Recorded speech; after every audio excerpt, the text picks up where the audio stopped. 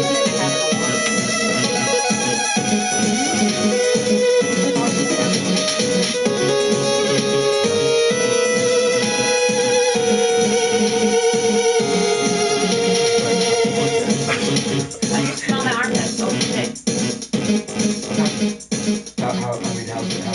Good, because I just took a shower. Okay, awesome.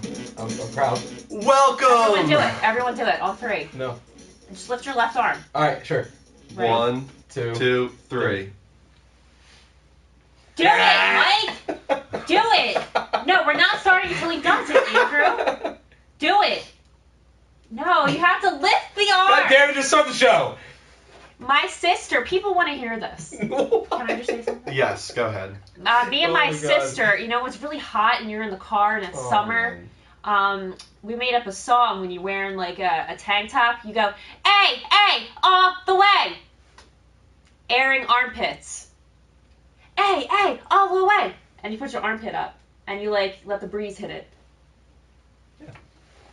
Do it. That's not the weirdest thing you've ever said. No, we've actually had 3 conversations in the past 2 days that have been much more interesting.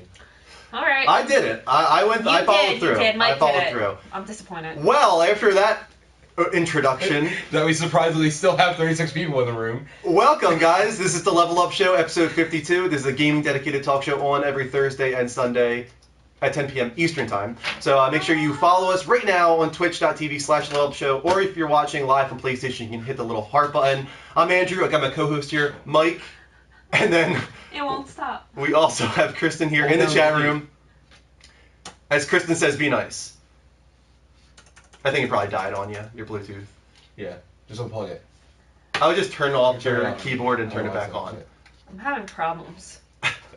You guys can also follow us on all the different channels on the virtual signs. Of course, Twitter, we're very active there. We're very active on Facebook. And then youtube.com/levelupshow. We archive all of our episodes there, including Let's Plays, like Mike's newest Friday stream, which is called Friday Night Fights. Yes. And that's going to be a routine thing from now on, right? Yeah. Yeah, I mean, you might miss a few weeks here and there. Right. But it's a Friday night, let's be honest. I mean... But you're going to try and do a competitive type Exactly. game. Something where there's a lot of, competition, a lot of fun sportsmanship going on. So we originally were doing a lot of Destiny. Yeah. People, I'm sure, were getting tired of that. So we switched it up, played the little Plants vs. Zombies this past week. Yeah. I played with Derek and a couple other guys. So if anybody ever wants to play a game, if you guys have suggestions that you guys want to see me play, something that has a little action, even fighting games, I'll play. We got Injustice now. I'll even go and grab a game that you guys want to play with me. So let me know what you want to play. I'm going to stream it every Friday night pretty much at 10 p.m. Eastern Time. So let me know. Speaking of fighting games, another new stream we're going to have each week is Dean at the PSNJ's stream. He's going to be trying to do that every Wednesday. We don't have a name for it yet. We're still trying to figure it out. But he'll be playing Smash Brothers next Wednesday. And he's going to be doing a lot of non-PS4 stuff. Mm-hmm. Because he's the only one of us that does have an Xbox One and a Wii U. Thank you for the Twitch heart, by the way. So that's really cool. We finally get to have those games on our channel. So we're going to really try and start filling out the week more now, guys. So we've got Dean on Wednesday. We got myself on Level Up Direct on Thursday. We got Mike on Friday with Friday Night Fights. We're always here on Sundays with the Level Up Show proper, and we might even have more than that eventually. So yeah, we have some things in the works. I mean, we've been saying that for a while, but we really do. We promise. I would love to have my own show if my work schedule got different. Yes. Right. And hopefully it does at some point in the future. Yeah. It'd be called Mindy Rocks. Mindy Rocks. No, I would be okay with that. Mindy Rocks. It's because of this brown blanket. Yeah. Go ahead. Show yourself as Mindy Rocks. I look like a rock, and I don't know why I'm named Mindy. Were you here for that when that happened? No. Well, Freddie, if this was completely brown, I would look like a rock. Ready? Okay. I think it was an Ask Us Anything episode with Kristen and Andrew that happened, and she did that, and somehow the viewer said that she looked like a rock, and then like, oh, should I be named? And everyone's like Mindy, and now we have Mindy Rocks. It seems legit. Yes. I'll buy into it. It's legit. It's totally real. Yep. All right, so now for our newest segment. We started it last week, and it's the only non-gaming segment we're going to be doing per show. And for that reason, as to not tempt the Twitch gods, we're trying to keep it short and sweet. So it's called The Level Up Show Has No Game. And got no game. What? Got no game. All right, got no game, has no game. But the point is that it's 3 non-gaming topics, 2 minutes each. On the spot! Pretty much in a way, kind of. Are we ready? We're missing... We should probably acknowledge that real quick. Mark's not here tonight. You haven't said anything about that. Yeah, Mark's not here tonight. And Brother Anthony, Brother Anthony's going to be filling in tonight. Hopefully, soon. He's Possibly. on his way here. He got lost. Hopefully. How do you get lost? How do you get lost to your brother's house when your friends know how to get there by muscle memory? He's only been here twice, and this is for his first time driving here, so that's why. But hopefully he'll be here very soon, and he will fill in Mark's position for the night. But let's get into the Level Up Show. It has no game.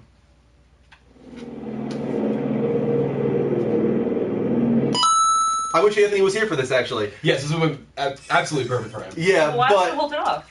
Because we have to move on. We're already running out of time. 2 minutes. All right, so Sci-Fi is doing a Krypton show, but what's kind of weird about it is they're focusing not even on Jor-El, the father of Superman. They're focusing on the grandfather of Superman. I'm okay with this. No, I'm okay with that because too. especially after you watch the new movie, like you see a lot more of the backstory to it. Like so, people that are into the comics know that there was a lot of backstory to Krypton. Yeah. The political side of it, the war side of it. There's a lot that went on with it. So I think this is going to really focus on that. And I think you're going to get like this sci-fi war-themed episode. And I think it's going to build up to eventually all of a sudden you're going to see Jor-El, and you're like, oh my God, there he is, and one of those moments. And that's the thing is if they did Jor-El, everyone would know how the show would end. It would end with Krypton being destroyed, with him sending Clark or Kal-El off to Earth. But it still would be good. It would still be good, but I can understand they want to do something completely fresh so that people can't know what's coming. This is a character that I think is entirely created for the show. I don't think the comics really talk about the grandfather of Kal-El. So they can really have complete freedom with this story to do something interesting. Right, and I mean, the groundwork has already been set for them, so it's not like they can really screw it up too much. I'm sure they could. Yes, but it's sci-fi. I was going to get into that because we have a few more seconds. I was really going to get into, this is what worries me, is that it's on Sci-Fi. It's not on Fox, it's not on WB, CW, anything like that. It's on Sci-Fi. Who is it? I think he's here. And even with the CW, Smallville wasn't bad, but it towards the end. Right. I stopped watching after season 4. Good timing. Quick, come over here. Hurry up. Come here. They're talking We're talking about Krypton. 20 seconds on Krypton. 20 seconds, your thoughts on Krypton. What Sci-Fi show. Go. I have absolutely no interest in it whatsoever. Why? Because it's oversaturated now. I'm just sick and tired of all. But you do know it's focused on the grandfather, right? I don't care. If it's not focused on Superman, I don't care. Like, I don't know. I can all right, there we have it. 3. Anthony doesn't give 2 shits. 2. 1. Time's up. All right, next topic. Get your coat off. So this here on the screen is It was a TV series movie based on the Stephen King novel. What's really cool is that we're finally getting a motion picture adaptation of this story. It's going to be directed by True Detective's Cary Fukunaga, which is already a good start. Right, yeah. And another good thing, in my opinion, is that they're going to be splitting it into 2 movies. Now, the problem I think with the original, and this is kind of based on how the story is told in the Stephen King novel, is that you know nothing is going to happen to these children because it's told with the adults telling the story. Right. So even as crazy as the children's story gets, Was it like... it the clown movie? Yes, this is the clown. So... I never watched it. Pennywise, the clown. It's a very scary story, but you know the kids are going to survive because the adults are also a part of it in the very beginning of the movie. Now, hopefully, because it's 2 movies... they'll split it up to be the children's story and then the adult story. I think that would really suit it very well. But that's not the only Stephen King adaptation that's coming to cinemas. We're going to be getting The Stand, which a lot of people consider to be the best of the Stephen King novels. That's going to be great. It's like 1,200 pages long. It's an epic story. It might even be longer than that, actually. But the only thing we know so far is that Matthew McConaughey is the front runner for the villain, Randall Flagg, who has supernatural powers and is kind of like the devil. And then the other side that we know is that they're going to be making this into 4 movies. A 4-movie epic series. But is it movies or miniseries? No, this is movies in the theater for The Stand. How long do they expect me to keep my interest? There is a lot to the book. And I can kind of understand it working that way. I know a lot of people like on NeoGAF, on the off-topic forum, they're like, no, this makes perfect sense. I have read the book and it can fill 4 movies. Definitely. Okay, I'm going to type this in real quick. Talk for 10 seconds. So, how are things? Good. That's good. Everyone, How's your drive here? This is Andrew's brother, Anthony. We really have to do introductions still? Brother Anthony. Time's up. Yeah, Next topic. Makes sense. Here you go. So, This Yes. is the Spider-Man, Amazing Spider-Man No. 2 trailer. And yes. It was okay. That's not the point of this topic, though. No, but so the Sony Pictures leak, which might be one of the funniest freaking things that ever my happened God. in the history of the internet. I just love this thing. But through this leak, we have seen certain emails that detail the Sony Marvel talks on Spider-Man returning to Marvel. Now, it fell through, but discussions are still ongoing. Mm-hmm. The interesting part about it is that they do not like Andrew Garfield as Spider-Man, and they want to I don't remake him. understand what that is. So here's what I'm going to say. So the whole thing about it falling through, it fell through because what they were trying to do is they were trying to put Spider-Man in for the next Captain America movie for the Civil War because Spider-Man is integral to that story arc. Yeah. But that's what fell through. But the talks about bringing Spider-Man back into Marvel are still going on. I don't know why they hate Andrew Garfield. I mean, I can understand why he would be perfect for them, but he's the best that we've seen. He beats. I mean, honestly, I like him better than Tobey Maguire for sure. But I think a lot of I'm people still do. not that blown away by it. I think he's okay. No, I think he has the pulling sarcasm for it. We've been talking about it. Yeah, who do you I think was would be pulling good? for Logan Lerman. Who is that? He's from Perks of Being a Wallflower. He's also from the Percy Jackson I series. love that kid. Yeah. He's a very good actor. How old is he? He's in his 20s, but Andrew Garfield is like 30, so we Yeah, really that's what can't I be mean. talking about that. No, No. we What I'm looked that saying up. is he needs to be in our age. Yeah, oh yeah, he's in his mid-20s, yeah. I love that kid. I'm saying closer to 30. Like He's 30 perfect. is perfect. Yeah. Yeah. He plays, the thing is, clearly with The Amazing Spider-Man, they were going for a little bit more of an edgy Peter Parker, and that's why they grabbed Andrew Garfield. But that's what Spider-Man really is supposed to be. He's supposed to be that witty, sarcastic, Oh, that's true, but he's like skater boy, like a little bit of angst, as opposed You're to, right. in the comics, to be... he's nerdy, but He's nerdy witty. and kind of like a nice guy, and Logan Lerman is definitely that. He has that nice guy But does quality. he have that wit? I That's don't the know. thing. That's the question. If they're gonna put him in, he has to have the wit. Otherwise, I'm not gonna watch it anymore. Yeah. I had Tobey Maguire, and I'm done with that. Also, anime movie sounds enormously stupid. Time's up. Wait, I want to say something. Yeah. Puss said that, what's his name? I say Tobey Maguire will always be my Will always Spider-Man. be Spider-Man. No. Puss, I'm no, sorry, you're dead to I me. disagree with you. You're dead to me. Father, I disagree. No. No, I agree too. I don't really like Tobey Maguire. No. Disable the No. video and just make it so it's just. Yeah, there's a way to put on chat only, and I don't know how it's done. Maybe you can figure it out, Mike. So that was the end of our new segment called The Level Up Show Has No Game, about 7 minutes long of non-gaming subjects. If you guys like it, let us know, because we have fun with it, and I hope that you guys enjoyed it so that we can continue doing it each week. Let us know in the chat, of course. Before we move on to level updates, let's make sure that everything is set and ready to go. Are we good? Why is the television so dark? We darken the TV, actually. This is Mike. Mark is not here. His brother Anthony is filling in. Yes, Brother Anthony. Did you just introduce me? Because he said that Mark, he always gets Mike and Mark mixed up. Who? BMC. Why would you get me and Mark mixed up? That is a very That's difficult really thing insulting. to do. But, Kristen, look at the number in the room. That was a really weird one. Yeah, it was. That was really bizarre. I had breakfast food for dinner. But we're above 100 in the room now. Guys, if you're new to the show, this is the Level Up Show. It's a gaming dedicated talk show on every Thursday and Sunday at 10 p.m. Eastern Time. But we also have gaming streams on typically every Wednesday and Friday. So make sure you follow, subscribe, whatever you have to do. If you're watching live from PlayStation, just hit the little heart button. And if you're watching from twitch.tv/the Level Up Show, you can follow or subscribe there. Our subscribers, they have a little +1 badge next to their name. Yes. But as time passes, there will be more perks to come for subscribers, especially if we get enough subscribers. So please, if you like the show enough and you would like to help us make the show better through a donation of some kind, meaning with subscribers, it's $5 a month. Yeah, subscribing is $5 a month. Yeah. And half of that actually goes to us. Yes, and half of it goes to Twitch. Right, which, I mean, that makes sense, but realistically, that's awesome. to Yes, us, it is, 'cause helps. obviously. And we're putting everything back into the show. Obviously, you guys saw us. We launched our t-shirt store. That was our next step. So that's also a way to do it, too. So everything we're getting, we're putting back into the show for you guys. Yeah. We have a couple plans.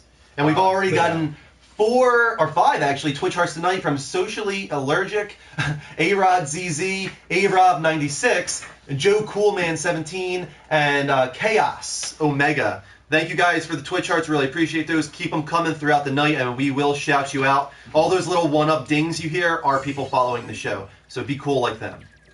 Be cool like that. Be cool like them. And I think if everything's set and we're ready to go, we can move on. Absolutely. All right, nice. Do I look wide? Oop, I got Wide? Yeah. As in, like, wide trailer? load. By the way, I don't want to be advertising stuff, but if you guys have not tried this Mountain Dew Livewire, You know what's actually get funny? at it. Hold It's on. I was actually going to do this a couple weeks ago because Mountain Dew like launched like a few different like new flavors, like geared at gamers, and I was gonna start drinking them like one per week and like giving my review of it. Well, this Libar it's wonderful. Is it good? Oh, it's so. We should start doing that just for fun, just because. Just acting like we're sponsored. Just find random shit that we want to like talk Today about. we're sponsored by Mountain Dew, but and not actually. Haribo gummy bears. Those two. That is so healthy and nutritious. All right, like brother. Level update. We have good metabolism for now.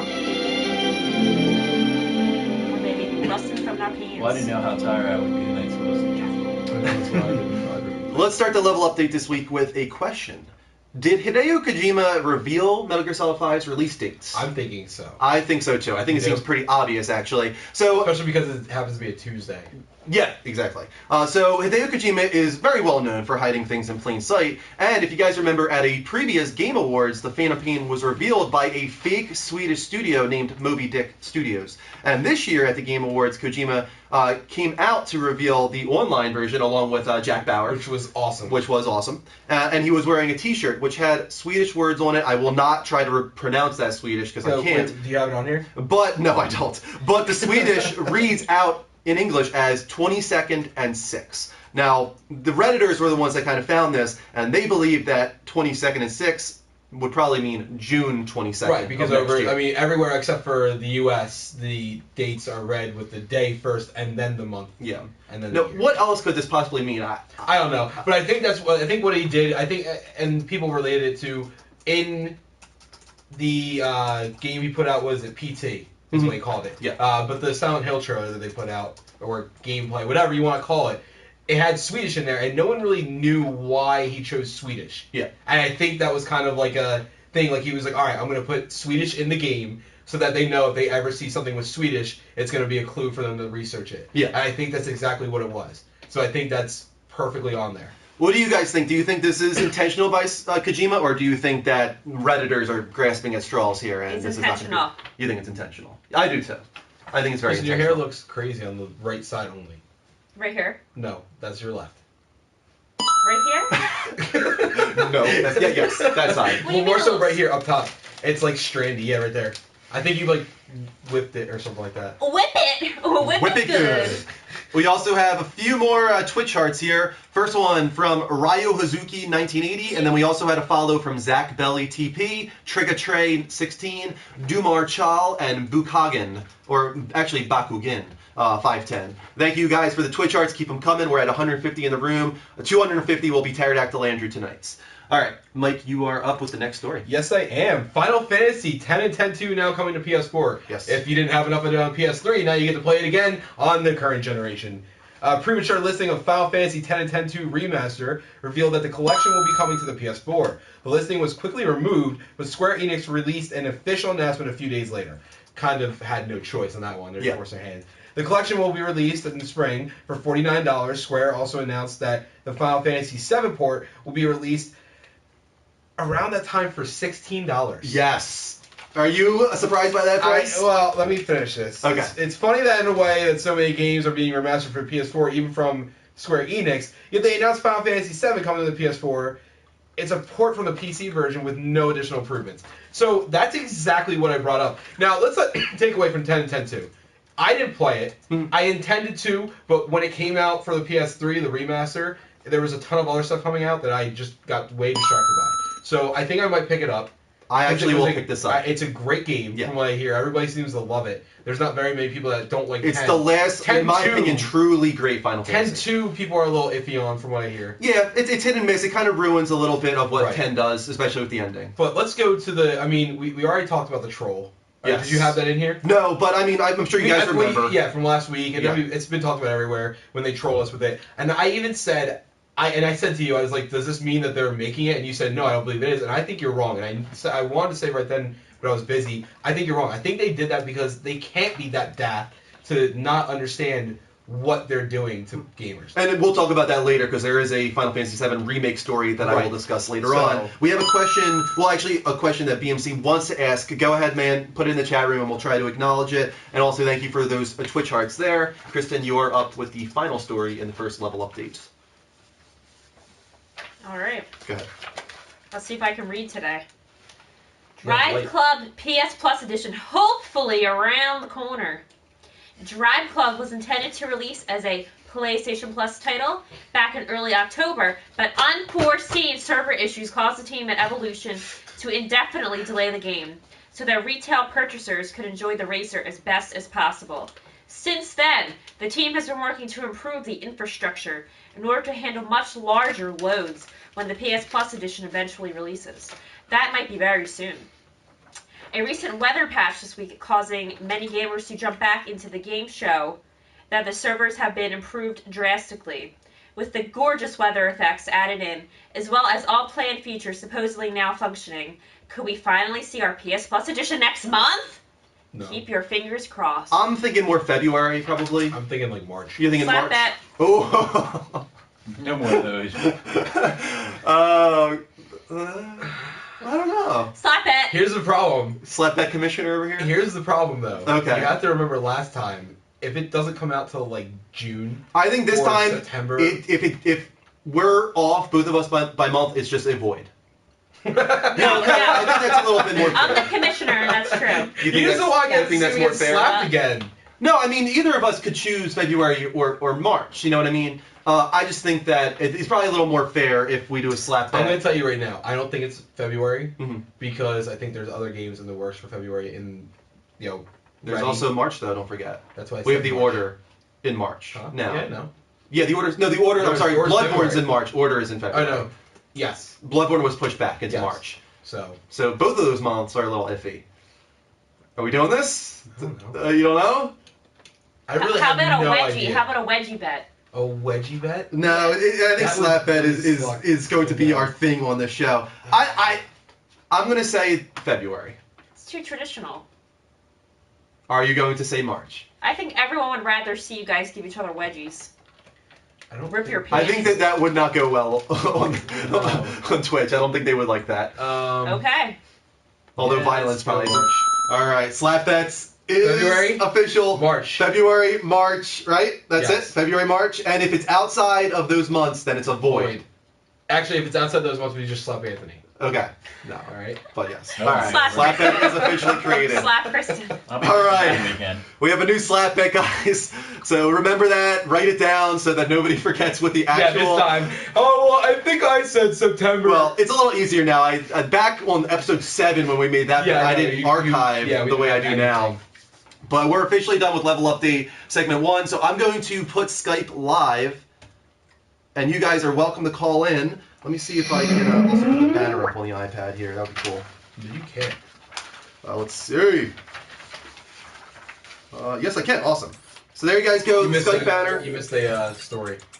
Oh, yeah, we did 4 in the first one here, Yeah, didn't you we? did. Okay, while we You wanna wait do for that- calls. You want to do that? The next one? Can I do this one? Actually, I want to do this one anyway. Yeah. I'll Sure, do go- it. Then you'll do it. Then I'll do it. Do it right now, because Do it I right think now? that we won't get a call. Right. So even if we do get a call, people have seen this already, but Lizard Squad was supposedly taken down by a group known as Finest Squad. They revealed every member's name, age, phone number, and address. Most of them were 13 to 14 years old, which I think none of us were surprised about. Not at all. There are pictures of them being raided from their homes by the FBI, including as well as tweets. I don't know if you saw Yeah. that as well.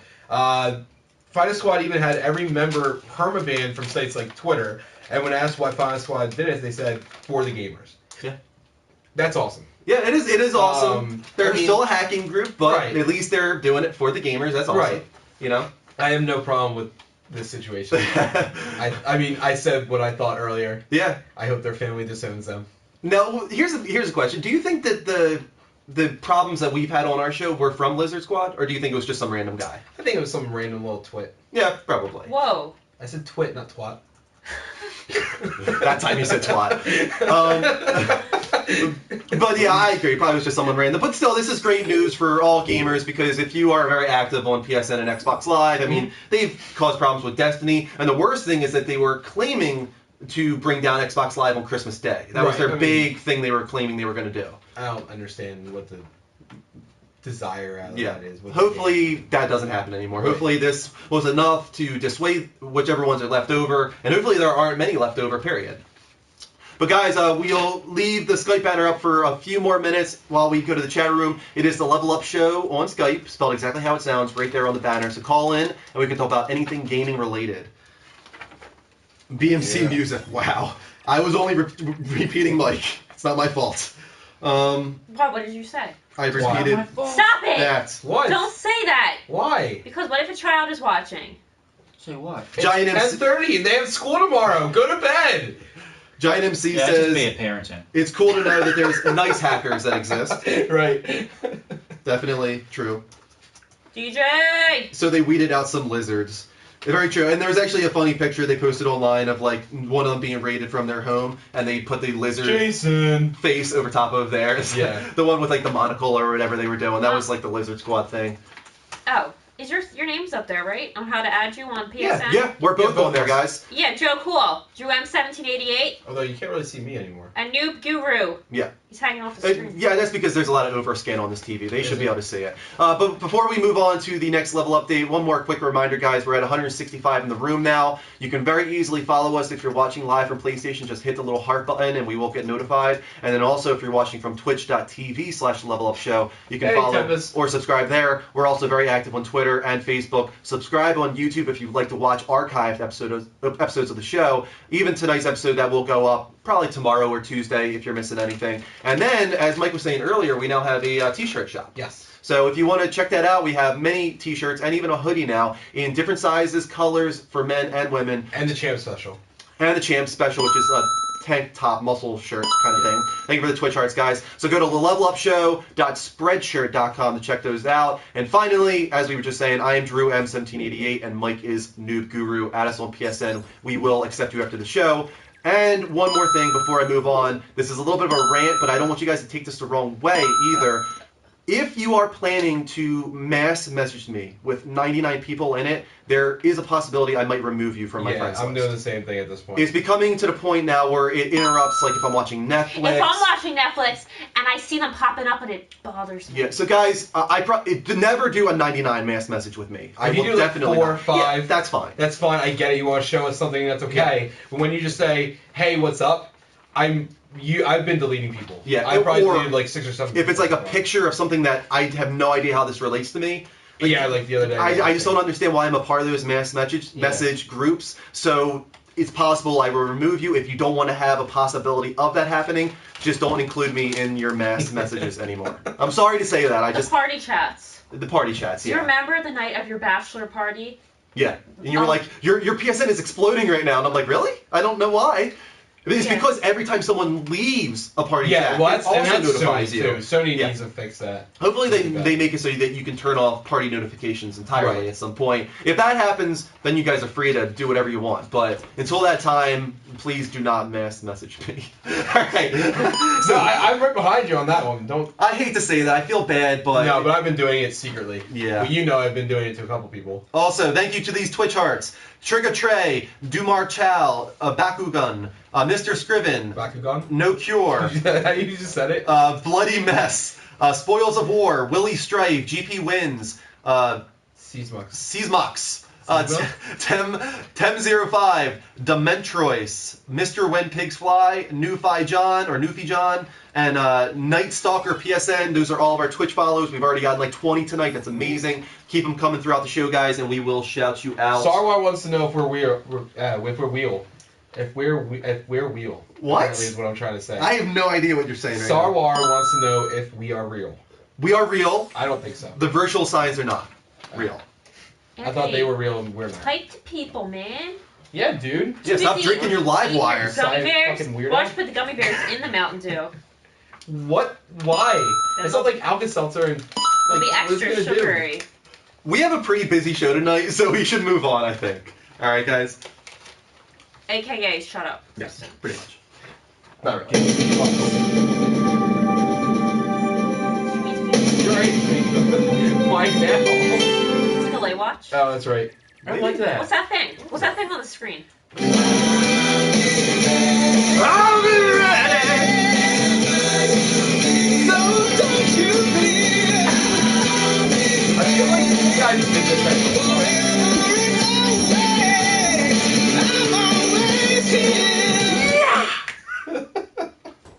So, we are the Level Up Show, and we keep you up to date on the latest delays, and this one is kind of disappointing, I have to say. I was surprised by this. But still okay, because all delays are good. What is it? It's The Witcher Wild Hunt. So, This is what, 2 months? kind of 3, I think, actually, because I thought it was supposed to release in February. Oh, I thought it was... Mark is the person that should be here right now to Right. talk about this, but it's coming out now, guys, on May 19th. So we have a letter from CD Projekt Red to their fans, of course, and they said, quote here, guys, "Dear gamers, ever since we started working on The Witcher 3 Wild Hunt, we knew it would be an ambitious game. We wanted and still aim to give you an incredible experience, an epic adventure in vast, completely open fantasy universe. The sheer size and complexity of The Witcher, key features of the title, have had a decisive impact on production. Now, nearing the end of our work, we see many details that need to be corrected. When we release the most important game in our studio's history, we must be absolutely sure that we did everything we could to limit any bugs to a level that will allow you to enjoy the game thoroughly. With this in mind, we took another look at our current workloads and what they meant for the team. Even though everyone is working at full speed, we concluded that we need another 12 weeks, 3 months, so we are shifting the release date of The Witcher 3 Wild Hunt to May 19th, 2015. And finally, we owe you an apology. We set the release date too hastily. It's a hard lesson, one to take to heart for the future. We know what we want to do with the Wild Hunt to make it one of the best RPGs you will ever play, and we continue to work hard to achieve just that. So we apologize and ask for your trust. Thank you for all your support you show us on a daily basis. We truly appreciate it. It has fueled us in our passion since the start, and we will continue to do so." So I like that they acknowledged that they hastily labeled their February release date, because that's the thing here, is this was already one delay. So when you delay a game, developers, try to choose a date that you actually think you can release so that you don't have to delay it a second time, I would say. They might just do it for attention. No, 100% not. I really don't believe they're doing this for attention. I think it's because they want to make sure they deliver a game that matches CD Projekt Red's history and credibility. I mean, they are very well known for stunning graphics and very high production values, but also very good stability. Typically very good frame rates, no glitches, no stuff like that. All right, I believe you. So, for that reason, I think they want to make sure that they deliver this game in the way they have. I have no problem with Yeah, this. it's fine. It's not like the rest of the months were already packed. Like we said, we have Bloodborne, we have the Order 1886. It's all spaced out very nicely. Yeah, though. now it's like spread. Before it was like February and March was gonna like screw with you so bad. But now you have, like I said, Order, Bloodborne. Maybe Evolve in April. We don't know yet. Is March or April, I think. Yeah, hopefully it's April because that would be perfect. Yeah, and then so now that, and then June we have Arkham Knight, and what's it called Metal Gear. Oh, possibly now. Yeah, if the rumors are true. Yeah. And it'd be good if they push that back to July. So that way we have one game a month for like 6 months straight. Yeah, but you're gonna be like, oh my god, I have no time to do this. You take way too long to play games. Anymore. I do. Yeah. So. But it's a good time ahead of us. I mean, 2015 is going to be an amazing year for gaming, especially the first half. Go ahead. So, someone wants to know, actually, I should probably say their name. Actually, I can't find it. What will the biggest game in 2015 be? Do you have any idea? I think Uncharted will be huge. Yeah, I mean, I'm sure it's going to be big. Is it coming out in the new 2015, Arkham. They said, in the final gameplay trailer that they just showed off, it said 2015. So for them to say it at this point, I think they'll probably stick to it. But The Last of Us was delayed, so... I'm going to say it's going to be a combo. It's going to be Arkham, Metal Gear, if Uncharted releases, Uncharted, and possibly Final Fantasy.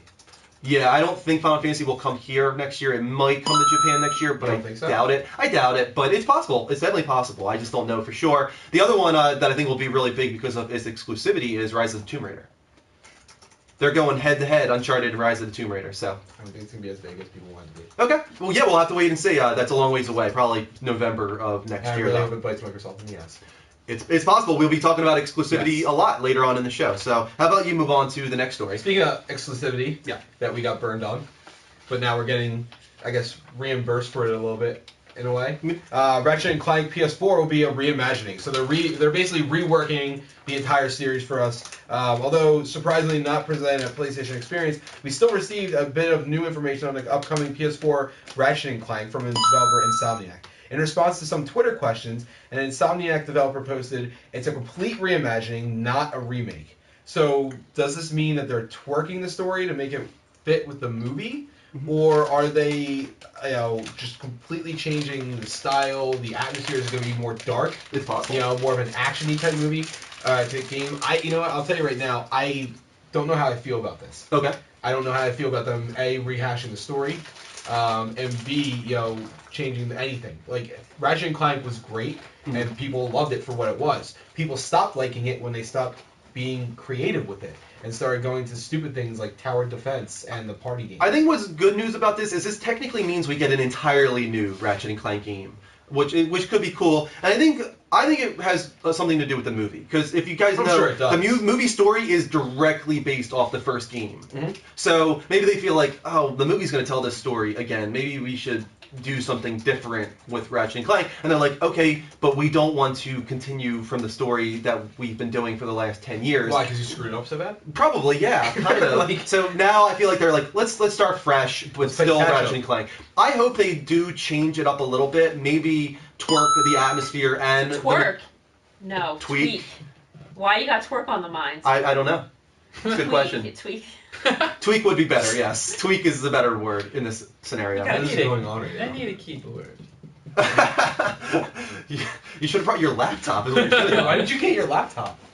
I don't know. I just literally ran into the house real fast and just grabbed the stupid thing. But yeah, it would be kind of cool if it was like a little more mature. Do you think? No. No, you don't think No, so? I like the goofy little kid, style of it. It's something No, that that's I can fine. Maybe play a little and more have fun mature. with. Well, here's the thing. Did you enjoy it? The old ones? Oh, for sure. Yeah. How old were you when you played them? It was like 2002, right? So Do you maybe think like you 13, enjoy- 14. Okay, do you enjoy them now? Yeah, I still enjoy them. I Okay. do. So why then do we need to make it darker? I think just because to make it fresh, to do something different. And that's the with it. problem. That's the problem I have with a lot of like games and movies now. We're making Yeah. everything Yeah, dark and yeah, serious. we'll make it dark. And No, everybody will like us now. I'm not Yeah. saying I want like blood and gore.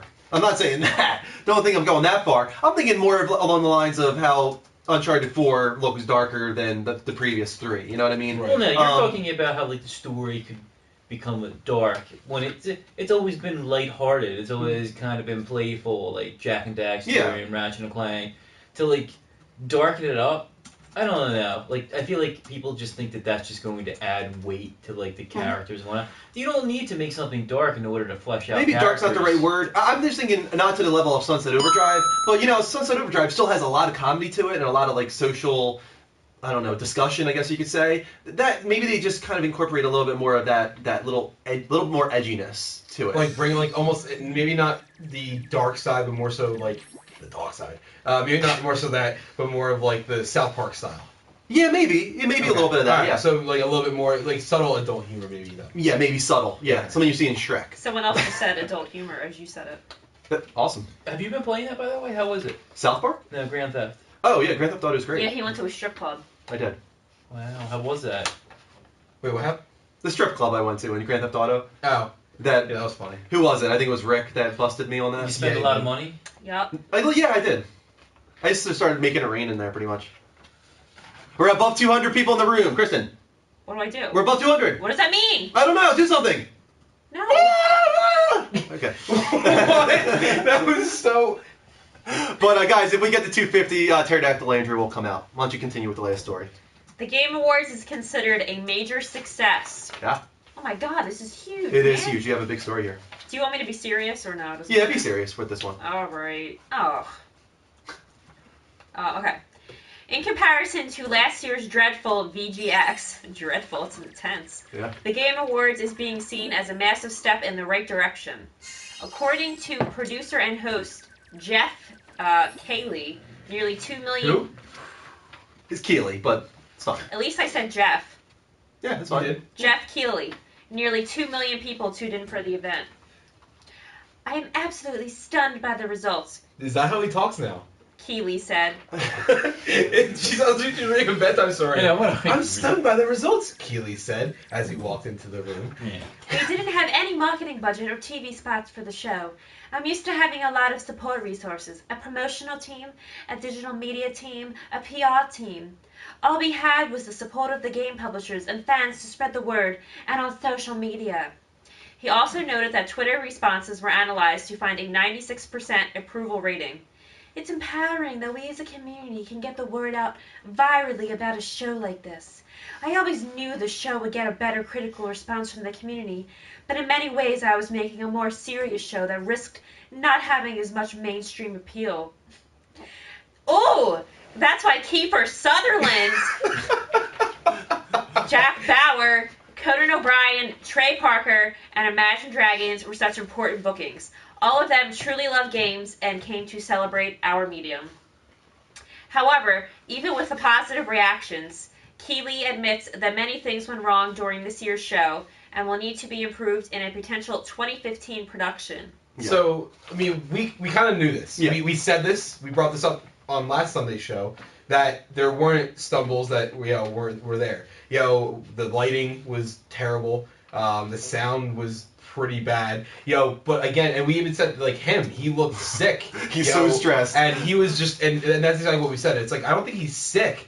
I think he's just tired and he's stressed. making himself sick from the stress. Right, exactly. And but his hard work paid off. Yeah. Even with all the mess ups and all that stuff, and there were some slow times and some things that weren't spaced out. The pacing wasn't right. Yeah. To know, like, for those of us that watched, most of us know that he did it by himself. Mm-hmm, yeah. So we know to give him credit where credit's deserved, and he gets a lot of credit. He did. What's funny is that was better than last year, which had a shit ton of like backing from Spike. Yeah. So, like, what is that? He produced this pretty much entirely himself this year. And he went out, he went to Nintendo, he went to Sony, he went to Microsoft, all these different, he went to Valve, and he got their support. So he did a lot himself this year in a short amount of time. I'm betting like several months, as opposed to a full year of preparation, which he will have if he does another show in 2015, I hope. So I'm going to guarantee you like you said, a 96% approval. I'll tell you right now, I even said something to him.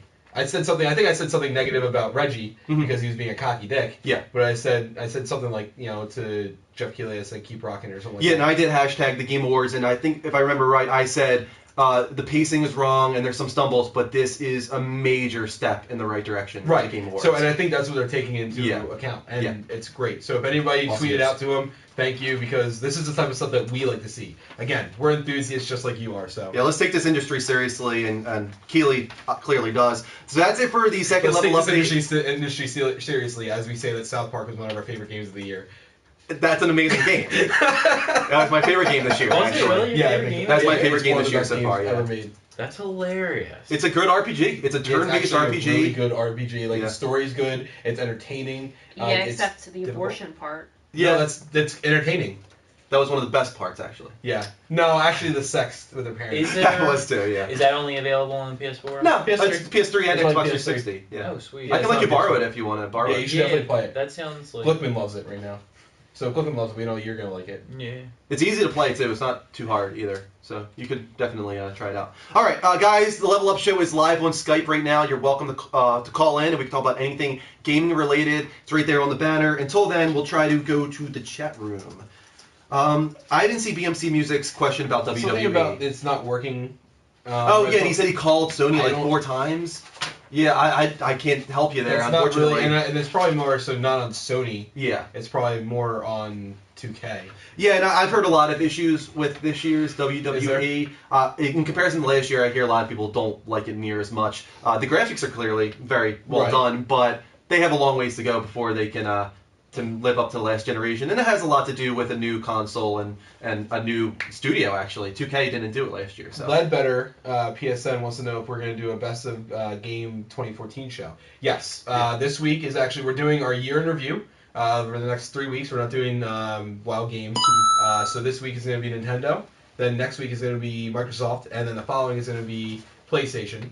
And then we're going to wrap it up at the beginning of next year. With our 2014 year in review. The Level Up Show Awards. I don't know if you want Whatever.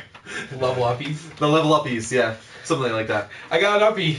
I got an Uppie, yeah. That sounds like a Dundee from Off the Office. Yeah, the Dundies. Exactly. Thank you to these Twitch hearts. We got Scotty87, Eat Banana Muffins, Epic Ducks, Zzor24, that was just Sledgy77. We also have Wasser65, MGS Snake 666, CSN X3, WC Miker, Xenakes, and again Sledgy77. So we're up above 30. We're maybe close to 40 now. Twitch hearts tonight, guys. Keep them coming throughout the show, and we will read them off to show our appreciation. Is there a nude girl on Twitch tonight? Our viewers just dropped by 50. Oh no! Are you serious? Actually, it was a fluke. Right, All right, there we go. That seems more accurate. Why is the Did bear you want down the here? spike thing on? Why is the bear down here? Because usually when we Yeah. have no one here, it fills the place. Yeah, I didn't even notice it was there, and I accidentally caught it in the corner of my eye, and it scared the shit out of me. I was like, what the That's fuck? Barry. That's Yeah. Barry, yeah. Barry? Yeah, Barry. It has a lopsided Barry. face. When Mark is typically not here, that's what we use, Barry. Thank you for the Twitch hearts, guys. Keep them coming. Let's see, any other... We're not getting any calls, guys. Please call in on Skype at the Level Up Show, spelled exactly how it sounds. We can talk about anything gaming related. We don't really see too much going on in the chat room right now. If you guys do have questions that you would like to post during the Skype segment, please do in the chat room, and we'll try to read those off. You hear that Steve's getting another dog? Oh, yeah, I did. Another. Cool. 3 big dogs this guy has. I Yeah. know. That's... I want one. Well, they wanted to replace. I mean, I shouldn't say replace. Ooh, but I they see wanted a to fill question, the I think. spot. I got a question. How come Man. something... Nat type gets screwed up in voice chat. I think you want to be on Nat type 2. Who is Is that that? what it is? Yeah, and we're going to call from Chris. So if you can somehow make it get Nat type 2, do that. Chris Myers. Yes. He's a good caller when he calls Yes, in. he is. Hey, Chris, welcome to the show. Damn it, Craig. Hey man, what's up? What do you want to talk about tonight, man? I just had a question maybe about y'all's thoughts on the whole PlayStation experience thing. Yeah, I mean, I talked about it a lot on Thursday, but you haven't really talked about it yet. So what do you, Yeah, what I was did you actually- think of the PlayStation experience, Mike? Well, I think he wanted to. Oh, yeah, go chime in. Chris, what were your feelings on it? It was awesome. I was just wondering what y'all thought. Like, do you think Microsoft should do one, or So, like I don't know, PlayStation they did one because it was the whole anniversary thing, and you know they have so much lineage. You think Microsoft? well, PlayStation did it this year because of the anniversary. I think during talks, like really quickly, they realized that it's something they want to do every year. Yeah, they said it's And annual this, now. and I mean, he even slipped on stage by accident. Mhm. And so, I mean, it's something that I kind of felt like they were going to start doing every year. I think people are seeing that it's working well for Nintendo Direct. You have to remember a few years ago, E3 kind of was killed, and then it kind of got brought back, and it's still like kind of on its last legs. It's not being taken as seriously. So things like this really help the console and the brand. I'm surprised Microsoft hasn't done it yet. Yeah. Microsoft actually has a better platform for it because they have a better live events viewer. And I'm really shocked they didn't. Like, I'll tell you right now, if Sony's going to be doing this, I expect to see within the next couple months a much better live event viewer, because there's no freaking reason you should time me out after 2 damn hours Yeah. for watching your All they got to do is patch it so that free events don't have a timer on them. You Right. know, that's all they got to do. Right. Right now they have it because most of the things on there are pay-per-view, and that's why it makes sense to have a timer. All they got to do is quickly patch in something, free events, no time limit. Right. That way But something this goes year's long. PSX, I loved it. I thought it was awesome. I thought it was very well spaced out. Mhm. I thought I had a lot of surprises, things that that were supposed to be surprises were spoiled for us, but that's going to happen in this day and age. I was able to get my piece of history for a quick second. It's gone. Yes. And it's gone. Yeah, why don't you talk about that real quick?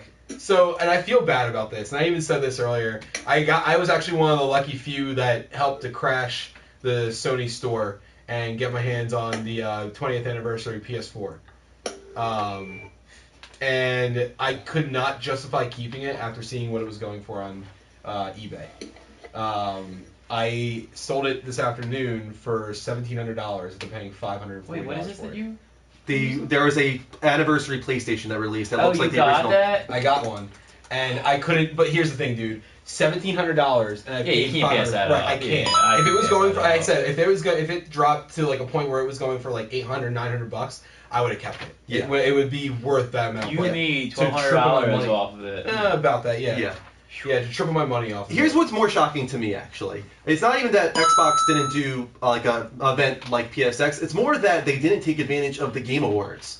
and announce some big games there to take away some of the thunder from Right. Sony the next day. They didn't do a completely did damn nothing. thing. They just sat by and just watched themselves get. Well, was like, that where they announced the destroyed. Final Fantasy VII remake? PSX is where they announced the Final Fantasy VII. Yeah. I don't know, the port. I guess. Debacle? Yeah, it's a port. It's all it is, really, with some trophies. That was the funniest thing ever. So I'm guessing that you would like to see something though, Chris, from Xbox. It'd be cool. It'd just be, nice, like, friendly competition to, Sure. and bet, it's good for the gamers. I mean, getting new games on the floor. I mean, Now that I see it Sony's just done being, it- it's a win-win for both the company and Oh, yeah. for the customer. So I don't see why they shouldn't do one, but I wouldn't be surprised if next year we see something from Microsoft as a response for sure. yeah, All right, man. Thanks for calling in, Chris. no problem. See you later, Thank man. you, guys. I forgot he was even still holding. I know, so did I. Because you were just talking for so long. Sorry, we talked for a while. Yeah, it was a good question. It was a good comment. Thank you for calling in, Chris. And Greg, we will call you back after this level update because we're running a little behind. Yay, Greg. Yay, Greg. So let's move on to a shocking reveal that The Last Guardian, sorry I said it, might be heading to the PlayStation 4. So, Dengeki Who PlayStation would have thought about being trolled? polled numerous developers about PlayStation and questions including asking them what the most memorable title on the platform is, stuff like that. Ueda, who is the person that has worked on, Ico and Shadow of the Colossus and The Last Guardian, he said, quote, The Last Guardian, by which I mean all the hardships and unforeseen amount of time required that was not originally thought. Now, I'm sure most people in here know that The Last Guardian was announced back in 2009 on the PlayStation 3, and it hasn't come out yet, and it was seen by many journalists back in 2011, but since then only Yoshida has talked about it by saying simply that it's still in production and that it will be shown when it's ready. Sorry, Robert, we're not taking calls just yet. We will take calls in about 15 minutes, though. So, when asked to share his memories from a title that he worked on in 2014 or an upcoming title, this is what Ueda said. Talks with Sony Computer Entertainment on The Last Guardian have been ironed out, and we're making progress under completely new conditions. I'm also working on some other things that I'll hopefully be able to show in time if progress is smooth. So the question is, what does new conditions mean? I don't give two shits. I don't care. Here's the two scenarios that I think. It either means that he's talking about PS4, or it means that he's talking about the PS Vita. Or he's talking about this guy from Sony Santa Monica that came over to kind of Right. to change things. No, I mean, here's the thing. I don't give a shit. Stop Okay. giving me updates on what may happen, what might not happen, what you guys might be changing. Just show me the goddamn game. Tell me when it's gonna be fucking released so I can kill myself for buying it when it becomes shit. I think it'll be good. I do think it'll be okay. Plenty of people are still very excited about it, even after 5 years. So I think that when it does release, hopefully it lives up to any hype that was there, or at least is a good game. Let's just hope it's a good game. That's all that we can really ask for, I guess, after so many years of being in development hell. All right, go ahead, Mike, you're up. 1 second. Sure. Take your time. Let's see, what do we got in the chat room in the meantime? Give me my game, says Evan here. Do you remember when I got that, when Tratzler, he said a comment a couple months ago about, maybe it was more than a couple months ago. Did you read my thing? He said something about, oh, where's Someone that asked me gay if you were allowed poodle? to. Whoa, was that Trazzler? That was Trash, but then he just did it to get my attention and he was joking. That was one of our very That first was replays that I Was put on it? YouTube, yeah. Oh. Where's that gay poodle? He said, look at that gay poodle. And I was like, what?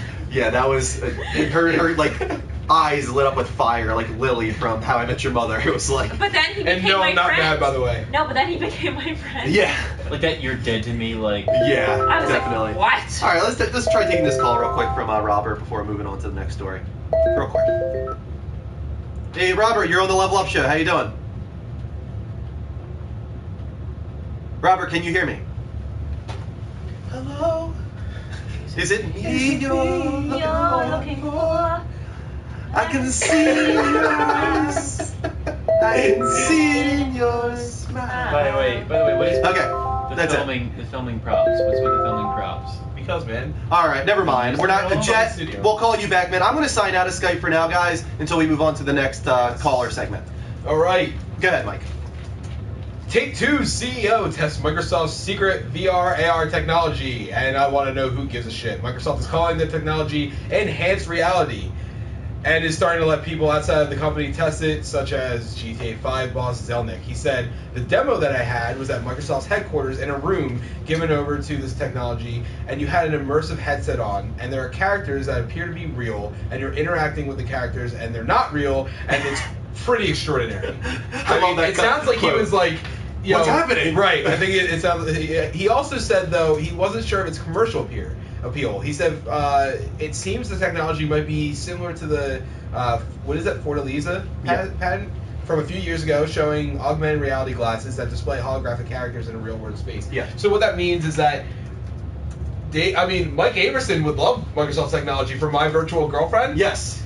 Your girlfriend could be, amazing. or boyfriend apparently, because he has a boyfriend. The thing I imagined that he didn't talk about it, but the first thing that came to my mind was like Google glasses, and instead of things like menus and stuff, you were actually seeing like holographic characters in your environment, and I'm guessing maybe through like the Kinect or something, it scans your room and makes sure that the character doesn't conflict with furniture around and stuff like that. All I'm gonna say right now is we haven't seen anything for it. Yeah. We have this account, which is all we pretty much have seen so far. To be honest though, unless I don't give a shit about Microsoft's and I don't give a shit about Samsung's. Okay. I just don't care. I have a Show feeling me a reason that I will care, and I'll completely change my tune. But as of right now, I mean, realistically, I'm never gonna care about Samsung stuff. Okay.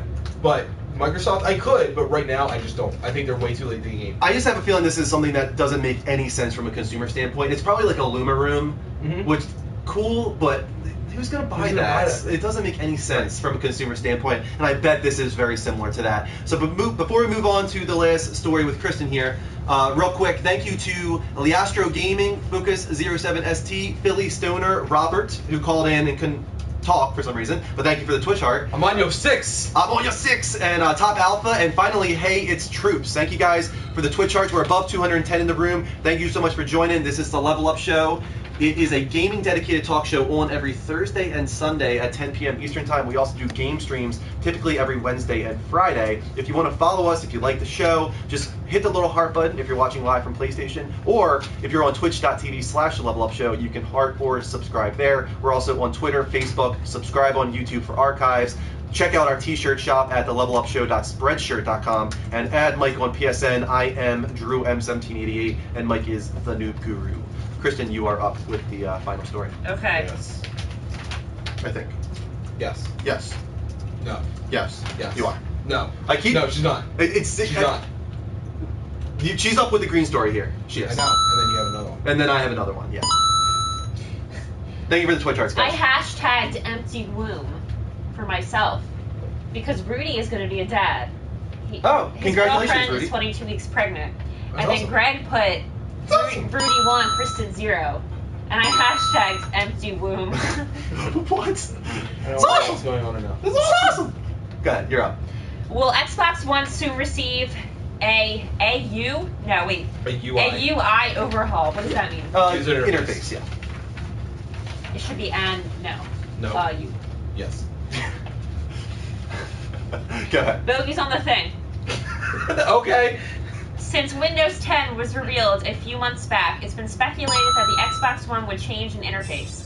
During the reveal, an image was shown demonstrated the cohesion between all Microsoft platforms and appearance. It seemed Xbox One was also included in that demonstration. Now this week, we just found out that head of Xbox, Phil Spencer, will be presenting at the next Windows 10 press event on January 21st. That being considered, there must be some kind of Xbox content to be announced. If it is, right? If it is an interface overhaul, what would you all like to see changed? Yeah. Now, the thing is, Phil Spencer did say that he's there only to talk about Windows, but, who knows? We'll have to wait and see. Yeah, I mean, from what I understand, this is a misconception I had. I thought Microsoft's interface looked nicer. Let me play that video. And it definitely seemed to look nicer. Mhm. But from what I understand, it's actually a little more buggy than the PS4's interface. Really? Yeah, from what everybody tells me, the PS4 interface runs a little smoother. Yeah, I do have to say that the PS4 interface, even if it doesn't have quite as much going on, it's very snappy. I do like how... I do like Windows 10. It looks good, it does. Versus Windows 8. Yeah. Windows 8 is not, in my opinion, actually not that bad. They've It got a improved really it. bad rep at first, but people are just not used to it at first. I have something called Classic Shell, and guys, download this. It adds all of the Windows 7 features to Windows 8, like the start menu that they're adding into Windows 10. You can actually get that on Windows 8 by downloading Classic Shell. It's amazing. So that's another sponsor of this. But if they implement some of those things to, some of the new features in Windows 10 to Microsoft, and more so just redesign its UI so that it's not so buggy and not so sluggish, I think people will be much happier with it. Yeah, definitely. Also, thank you to Eric Webb for the YouTube subscription, and finally some more Twitch hearts. We had E3 Recon, and we also had Freaky Beat, and Dull Wife, Mike Knight, Dr. Cassie, Jetster555, Hey It's Troops, and we just had Grenade Fiend. That was the one right there. Thank you guys for the Twitch hearts. Keep them coming. That is 48 Twitch hearts tonight already. That's amazing. Thank you so much, guys. I think Do you want to go on I have one more story. Yeah. Yes, you do. So another awesome part of the Sony Pictures leak. I don't think this is awesome. So Sony supposedly has struck a deal with Nintendo for a Mario movie.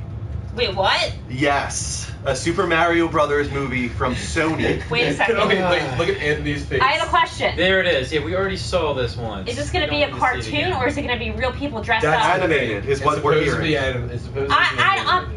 What? So No. let's go to the emails that were leaked. First one was from Avi Arad, the producer. He said, "I am the proud father of Mario, the animated film." He was talking with Amy Pascal, and also he showed him a picture to Amy of himself with Shigeru Miyamoto, obviously the creator of Mario. They met together, and he said, "Happy CEO, let's get together. It's the mother load." So Amy's response to that is that she thought Gendy Tartakovsky, who directed Hotel Transylvania, but also was the creator of Dexter's Laboratory, was the top runner for the Super Mario movie, saying that it's so perfect for him, is what she said. If you guys haven't read these emails, they are so cheesy. Every single part of the Sony Pictures leak, it's like, do these people actually talk this way? Oh my god, this is unbelievable. Wait, what are you showing on the TV? This is Super Mario This is the Brothers. original Mario movie. With Bob Hoskins. There's already a Mario movie? Oh my my god, God. you didn't know there was a Mario movie? Nope. Good. No, don't show her. It'll No, she has to see it. No, she can't. She likes Mario too much. It'll destroy it. It'll ruin I don't It's one of the care. worst movies ever. I still love John Leguizamo, no matter what. You know what's funny? Did you ever read like the behind the scenes stuff for the Mario Bros movie? Like it was doomed from the beginning. Like Hoskins was drunk as shit every freaking day on set. The director didn't give a shit at all. He hated it. He was constantly on the phone and trying to find other movies to do. Yeah. Because he couldn't stand what he was They doing. need to do a Like, documentary. oh my god, if they do a behind the scenes, like that would be the behind the scenes documentary of the Mario Brothers movie will be better than the Mario Brothers movie. It's a movie that you kind of need to see, I feel, if you're a gaming except for fan. Kristen. Except for Everyone Kristen. said it's so bad, don't watch it. It's so bad, it's kind Don't ruin her of life worth showing seeing, it to though. her. It's All Oh right. yeah. That's. I think somebody just pointed it out. Yeah, Raul Julia. If you're talking about the Street Fighter movie, nothing compares to that's the bottom of the That one's barrel. pretty bad, too, yeah. Really, I think Yeah. Mario Bros. Is worse than No, Street Mario actually has some redeeming qualities. I Fighter. think. No, I'll not compare to the Street Fighter. All right, but one final comment was from Terminator 2 is the worst movie ever made, though. Sony Pictures Animation President of Production, Michelle Chiate, said, "Let's build a Mario empire. I can think of 3 to 4 movies right out of the gate on this. So huge." So we'll have to see if this actually comes to fruition. I want like all the I want time. Bogey. Boogie, go to mommy. Go to mommy. Go. Bogey, come here, baby. Go. Pokemon. Bogey, come here. And that is the final story. No, here. What? That's not mommy. So guys, I'm going to open up Skype again. First, I'm going to call back Greg. I know, I love you. And That's then, not mommy, that's and a then maybe plane Jet. thing. Jet was trying to get through as well. But first, Greg, let's go to that. I'm going to sign back in. Bogey needs a haircut. The Yeah, last he looks- I Airbender liked was the it worst like movie that, ever so it was made. The Last Airbender is bad. I didn't watch it. Very bad. Yeah, that's a turd. I like Alright. the show and the We haven't talked to Greg on Skype in a long time. Bogey. Is he gonna sing? I wonder if he's gonna sing. Come No, actually, we actually did last week, didn't we? That was the first time in a while, I think. Ah, I miss you. The one where he's... There he is. Hey, Greg. Oh my god. I look really creepy right now. You always Well, look wait. creepy.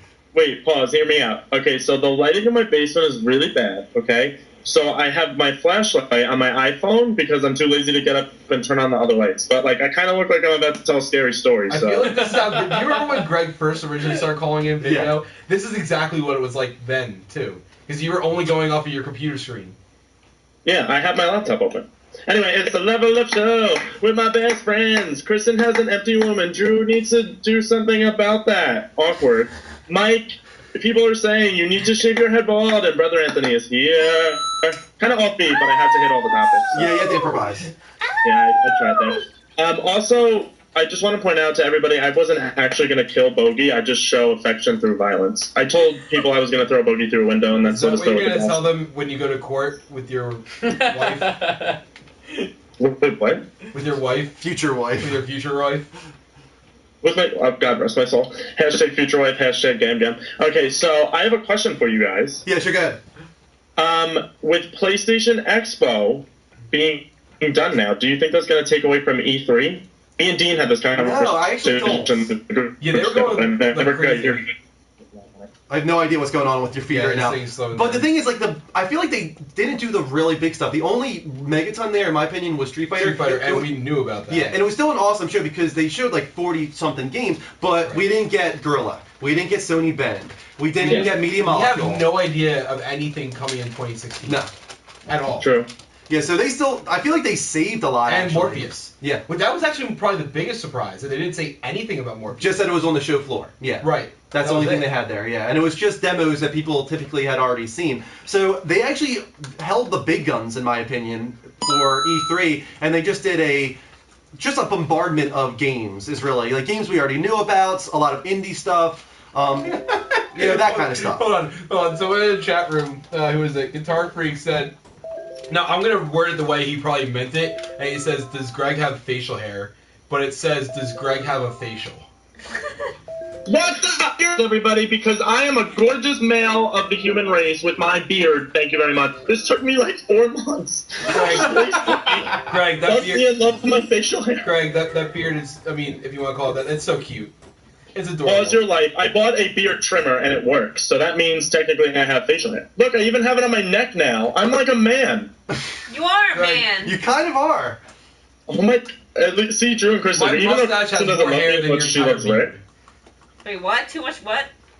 I said as even though Kristen doesn't, yes, she loves Rick. Yeah. Something about loving Rick. We love Rick. It's not going through. I blame you guys. I love you both the same. That's not much true. Let's move on. That was a good question, but no, I don't think that E3 is going to be any lackluster because of that. Truth booth. Okay, I like that answer. I love you all equally. Hashtag Brother Anthony. Hashtag Gummy Bears or not. All right, see you later, Love man. you, Greg. And your facial hair. All right, before it comes back from its freezing. And now let's call Travis back. Let's see. Oh, we never get through this guy. Let's see what we do this week. Actually, someone topped it. Gardner said the live-action Dragon Ball movie was the worst. That is bad. Me and Glickman watched that, and it was terrible. No, Bulletproof Monk is the worst. Nope. Travis, welcome to the show, man. Travis, are you there?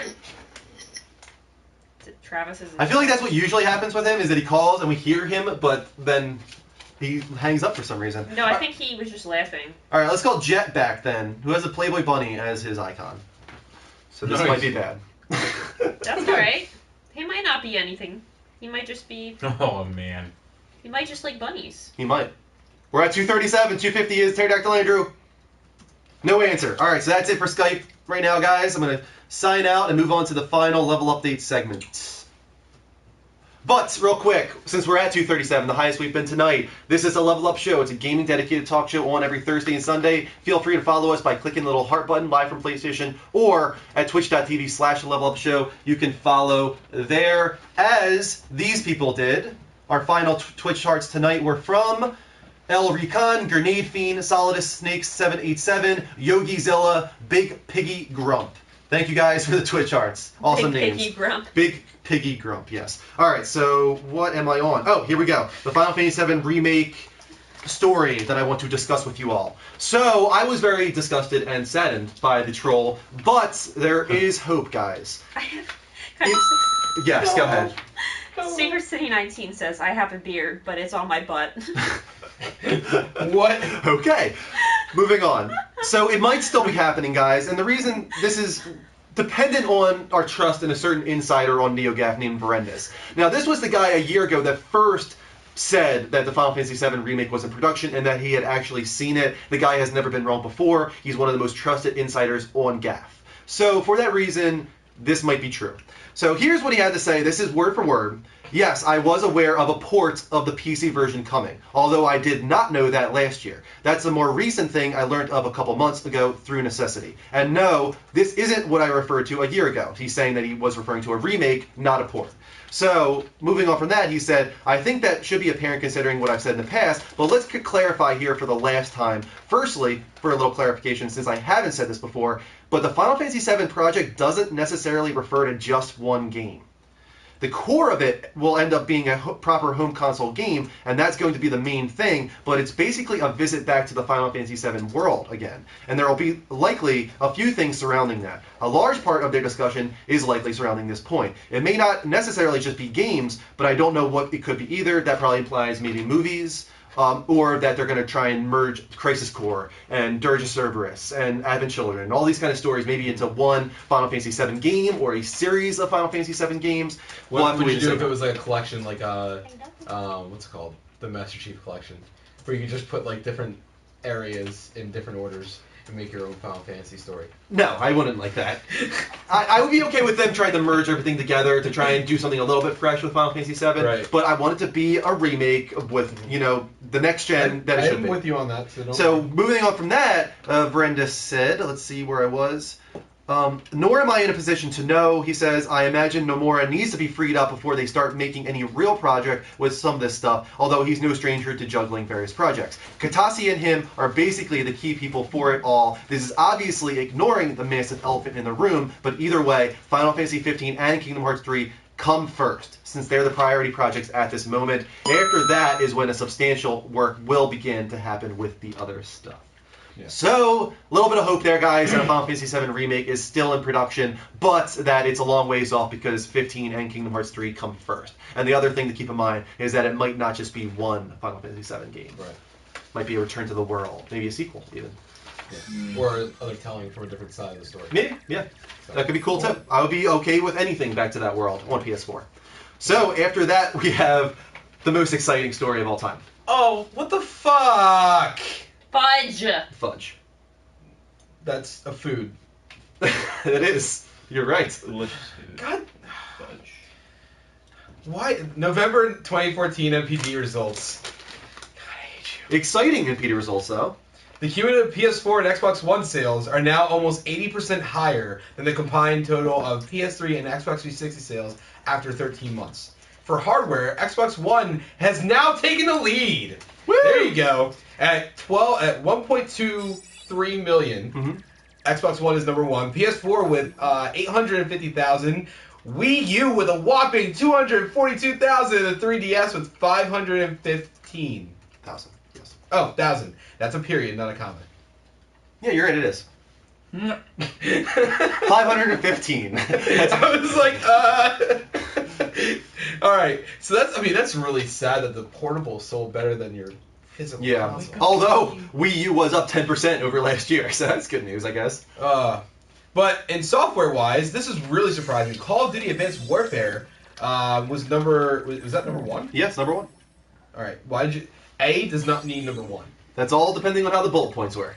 All right. So Call of Duty was number one, which is surprising, especially because it was 27% down from last year's sales. Which was Ghost, which was down over Black Ops 2. Right. Now, what sucks is this deserved to sell well. Yeah. Now, there's a lot of us that haven't played it, anymore. I haven't touched it, but it's just because there's so many other games I want to play, and I'm past my Call of Duty stage. And it seems to be the way a lot of people are getting. Yeah. You still have your diehards. But anyway, Grand Theft Auto was in second place, then Super Smash Brothers, then Madden.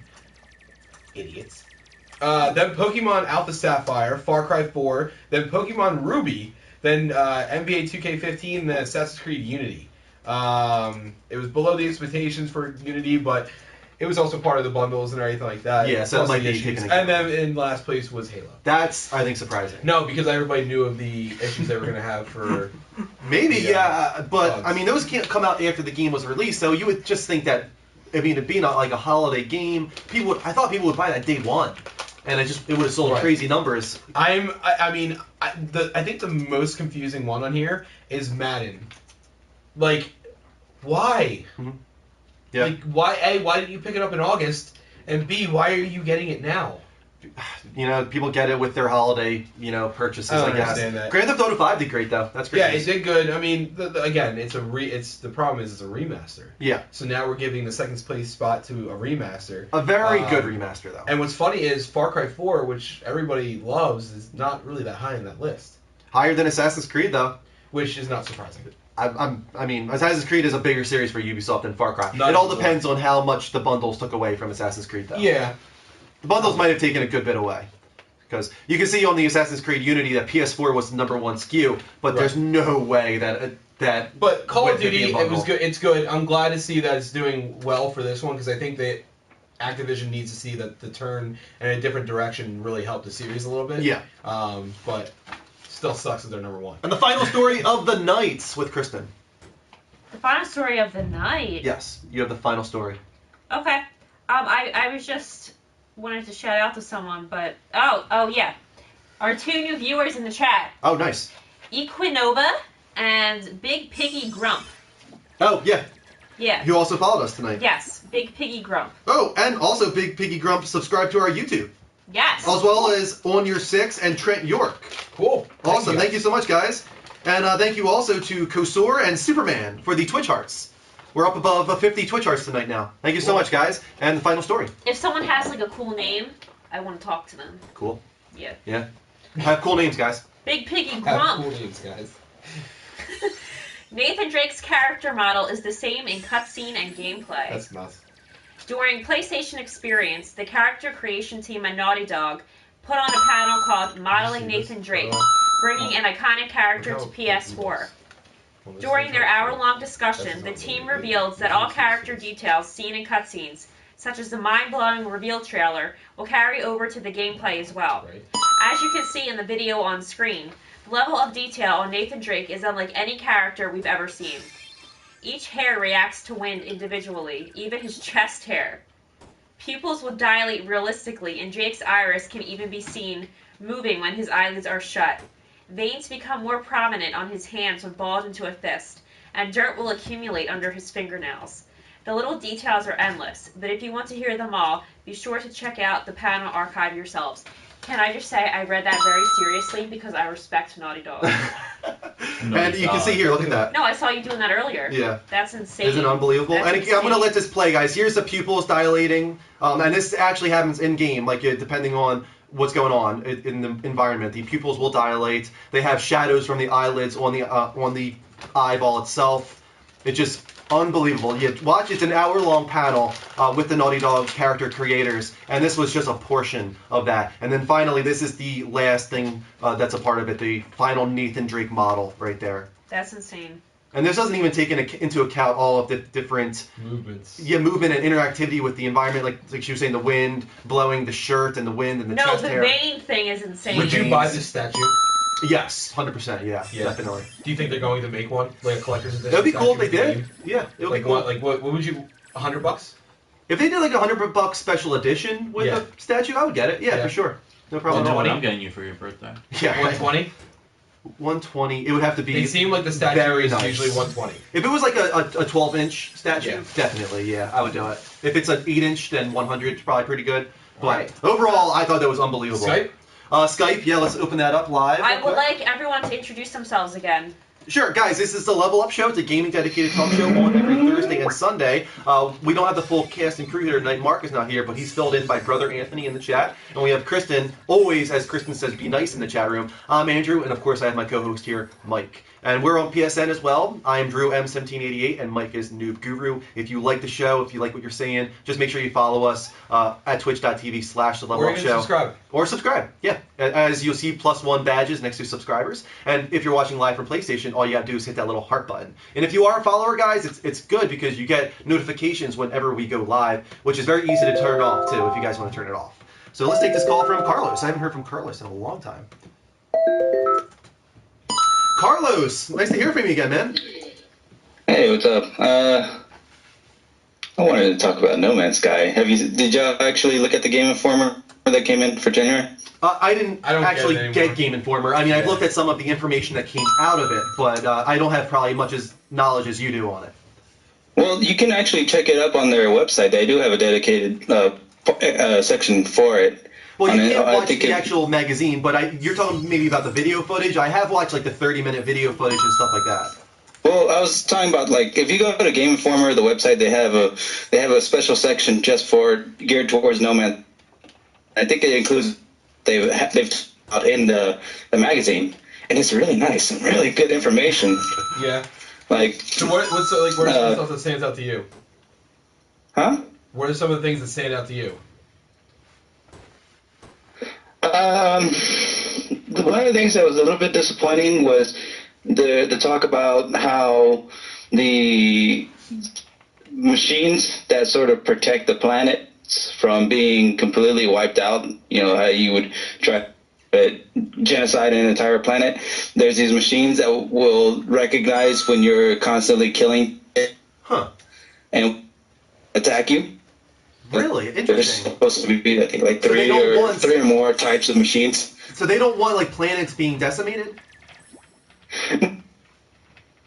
Damn, we're losing you, Carlos.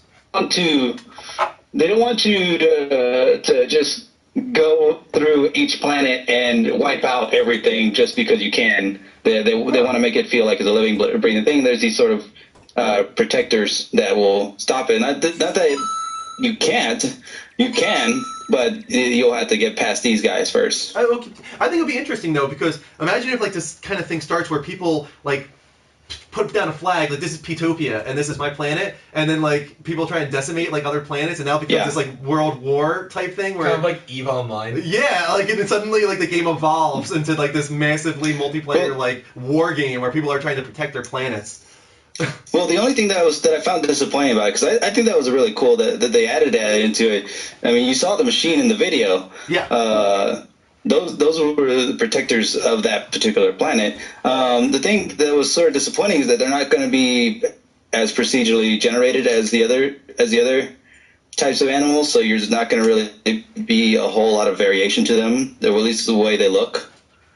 There's going to be a couple of different types that attack in certain ways, but Sorry. it is not. That's very interesting, but I'm still very excited. I think it's kind of cool that they put those machines in. Actually, Yeah. I think it shows that they want to try and keep the game from degrading into this kind of thing where people just go to planets and destroy everything and ruin it for everyone else. Look up their site. You'll go to their dedicated area. They should have everything that they have. All right, definitely. On this magazine that I'm looking at. They even detail some of the core stats that you'll be looking at whenever you have your ship, your boat, and your weapon. Very cool. All right, man, I will definitely do that, Carlos. As always, for No Man's Sky information, I feel like you're always the place to go. So thanks for calling in, man. Thanks. All right, see you later. Have a good night, bud. I feel like every time Carlos calls, it's always about No Man's Sky. He hasn't called in for like ever. Yeah, it's only when it's No Man's Sky information. He loves that game. I mean, a lot of people do. PSX footage looked great, and the Game Informer footage looks great. So check that out, guys. Should we take one more call? What time is it? It is 11:28. So we're a little behind if we want to get to your on the spot. So we're gonna shut off Skype for now, guys, and we'll do it on the spot from Mike this week. So go ahead, Mike. What is your on the spot? All right. So let me set the mood. Mm-hmm. All right. You meet somebody. Okay. All right. You're taken away by them. You like them. All right. You're very into them. They reveal to you in conversation that at one point in time, either if it's for you, it's a woman, for you, it's a man, for me, it's a woman, for you, it's a man. You know, whenever you're into dating. Sorry, I had to do that. they reveal to you that at one point in time they paid for a hooker. Okay. They paid for a prostitute to have sex. At what point in dating them is this a deal breaker? Like, I'm going to say realistically, most people, like on the first date, if this person's telling you that on the first date they paid for a hooker, you're probably Now, like, are I you don't want to asking see this anymore. from personal experience? There's somebody I know, and this is not like, oh, a friend of a friend. Like, this is somebody I know, not me. But This somebody I seems know. very random otherwise. This is somebody I know. Okay. We were having the conversation. So, what point is it a deal breaker and is it not? Like, where is that threshold? All right, I'll let you start, Kristen. At what point is it a deal breaker? How far into the relationship? First date, you're gone. Yeah, definitely. I agree. I would say maybe after 6 months, and if I really liked you, Yeah. I would be a little more nice about it. There would be like a graph here. Like 3 months, there's a possibility, but it all depends. Like the y-axis is how much I like that girl, Right. and the Wait, x-axis Mike is did how not much have a time has hooker. passed. Mike did not have a hooker. Why no. is that what people are saying? No, it wasn't me. A friend, the guy's a friend. Yeah, but that's what I said. Yeah, it's a friend of a friend. No, it wasn't me, but it was a conversation I was That's the having with a friend that actually did pay for a hooker. If it was like 3 months into the relationship, and this is stupid because I have a wife, but like if I was 3 months into the relationship and the girl was like this is wife material, like everything else about the girl points to like I really like this girl, like even 3 months into the relationship I might let it go, but I would have to really be into that girl. Yeah. Like otherwise it would probably have to be like a year or more. If it was in like 6 months and like I still didn't know the girl that well, that might be a deal breaker. Like it would. That's dirty to me. So yeah. Understandable. Yes, that's good. What's even funnier is the person that it was had a hooker overseas. Yes. So it wasn't even in this U.S. It wasn't even in these states. In this U.S., it was in another U.S.? Yes. Okay. There's another group of us. All right, you guys still have to answer. Anthony? How long Point- into a relationship would that be a deal breaker for you? Finding out that she had been with a hooker, a male hooker. A male prostitute. Oh, wow. Paid a hooker. Yeah, that would... And you don't know what kind of hooker it is. I don't know. how Is I that- ever That's felt the other about thing. Like, that. would it matter what? Like, let's say, like, is there a difference for you if they paid like a male, like an escort, like for you, Kristen? Would it be different if they paid for a male escort that was like $400, $500 versus like a $10 hooker on the street? Dave asked, was it in Amsterdam? I don't. It was. Was it an incident? It was. Was it? It was. Okay, yeah, It it was. Well, Mr. it- Famous! Don't say who it was we're talking about. Yeah. Yeah. Don't. Yeah. But this- We're not saying who we're talking about. Yeah. Okay. How did yeah, Dave know that? He told me, and I Because was it's- like, alright. All right, but anyway, like, would it? Like, what time in the dating? No, it wouldn't matter how much money it cost. To me, You're telling. So here's the thing. I wouldn't. If it was like a month into the relationship and they told me and they said they paid like $500 for like some prime escort service or something like that, Uh-huh. I wouldn't care. If it was 6 months into the relationship and they told me that they went down in like fucking Philly or something like that and paid $20 for a male prostitute, like I'd be like, see ya. I don't care if it's 6 months and I'm in love with them, I'm about to propose. They paid for shit hooker, for a shit prostitute, like a shit gigolo. I think the biggest thing that would be if you were already with them and they didn't tell you Yeah. that they were with the hooker, then I'd be like, are you serious? Yeah, because then you're in danger of certain Yeah. things. Yeah. Exactly. That's what I'm thinking. I'd be like, the first thing I would want to do is get myself tested, and then have her get tested, Yeah. Anthony, you And should get then- tested anyway. and then go from there. Okay. We got to move on We're because good? I feel like the chat room is like, what's going on right now, guys? That was just a short little segment. That's 5 minute on the spot. That's why it was non-gaming. We're gonna get back to gaming right now. People are like, what's going? Why are they slacking off? Where's the gaming stuff? We're back to gaming. I didn't see any of that. Yeah, that was questioned earlier. And Greg defended us. But yeah, oh, and we're at 252, so pterodactyl Andrew. But guys, yes, we talk gaming 95% of the time. We do have short non-gaming segments. Pterodactyl Andrew.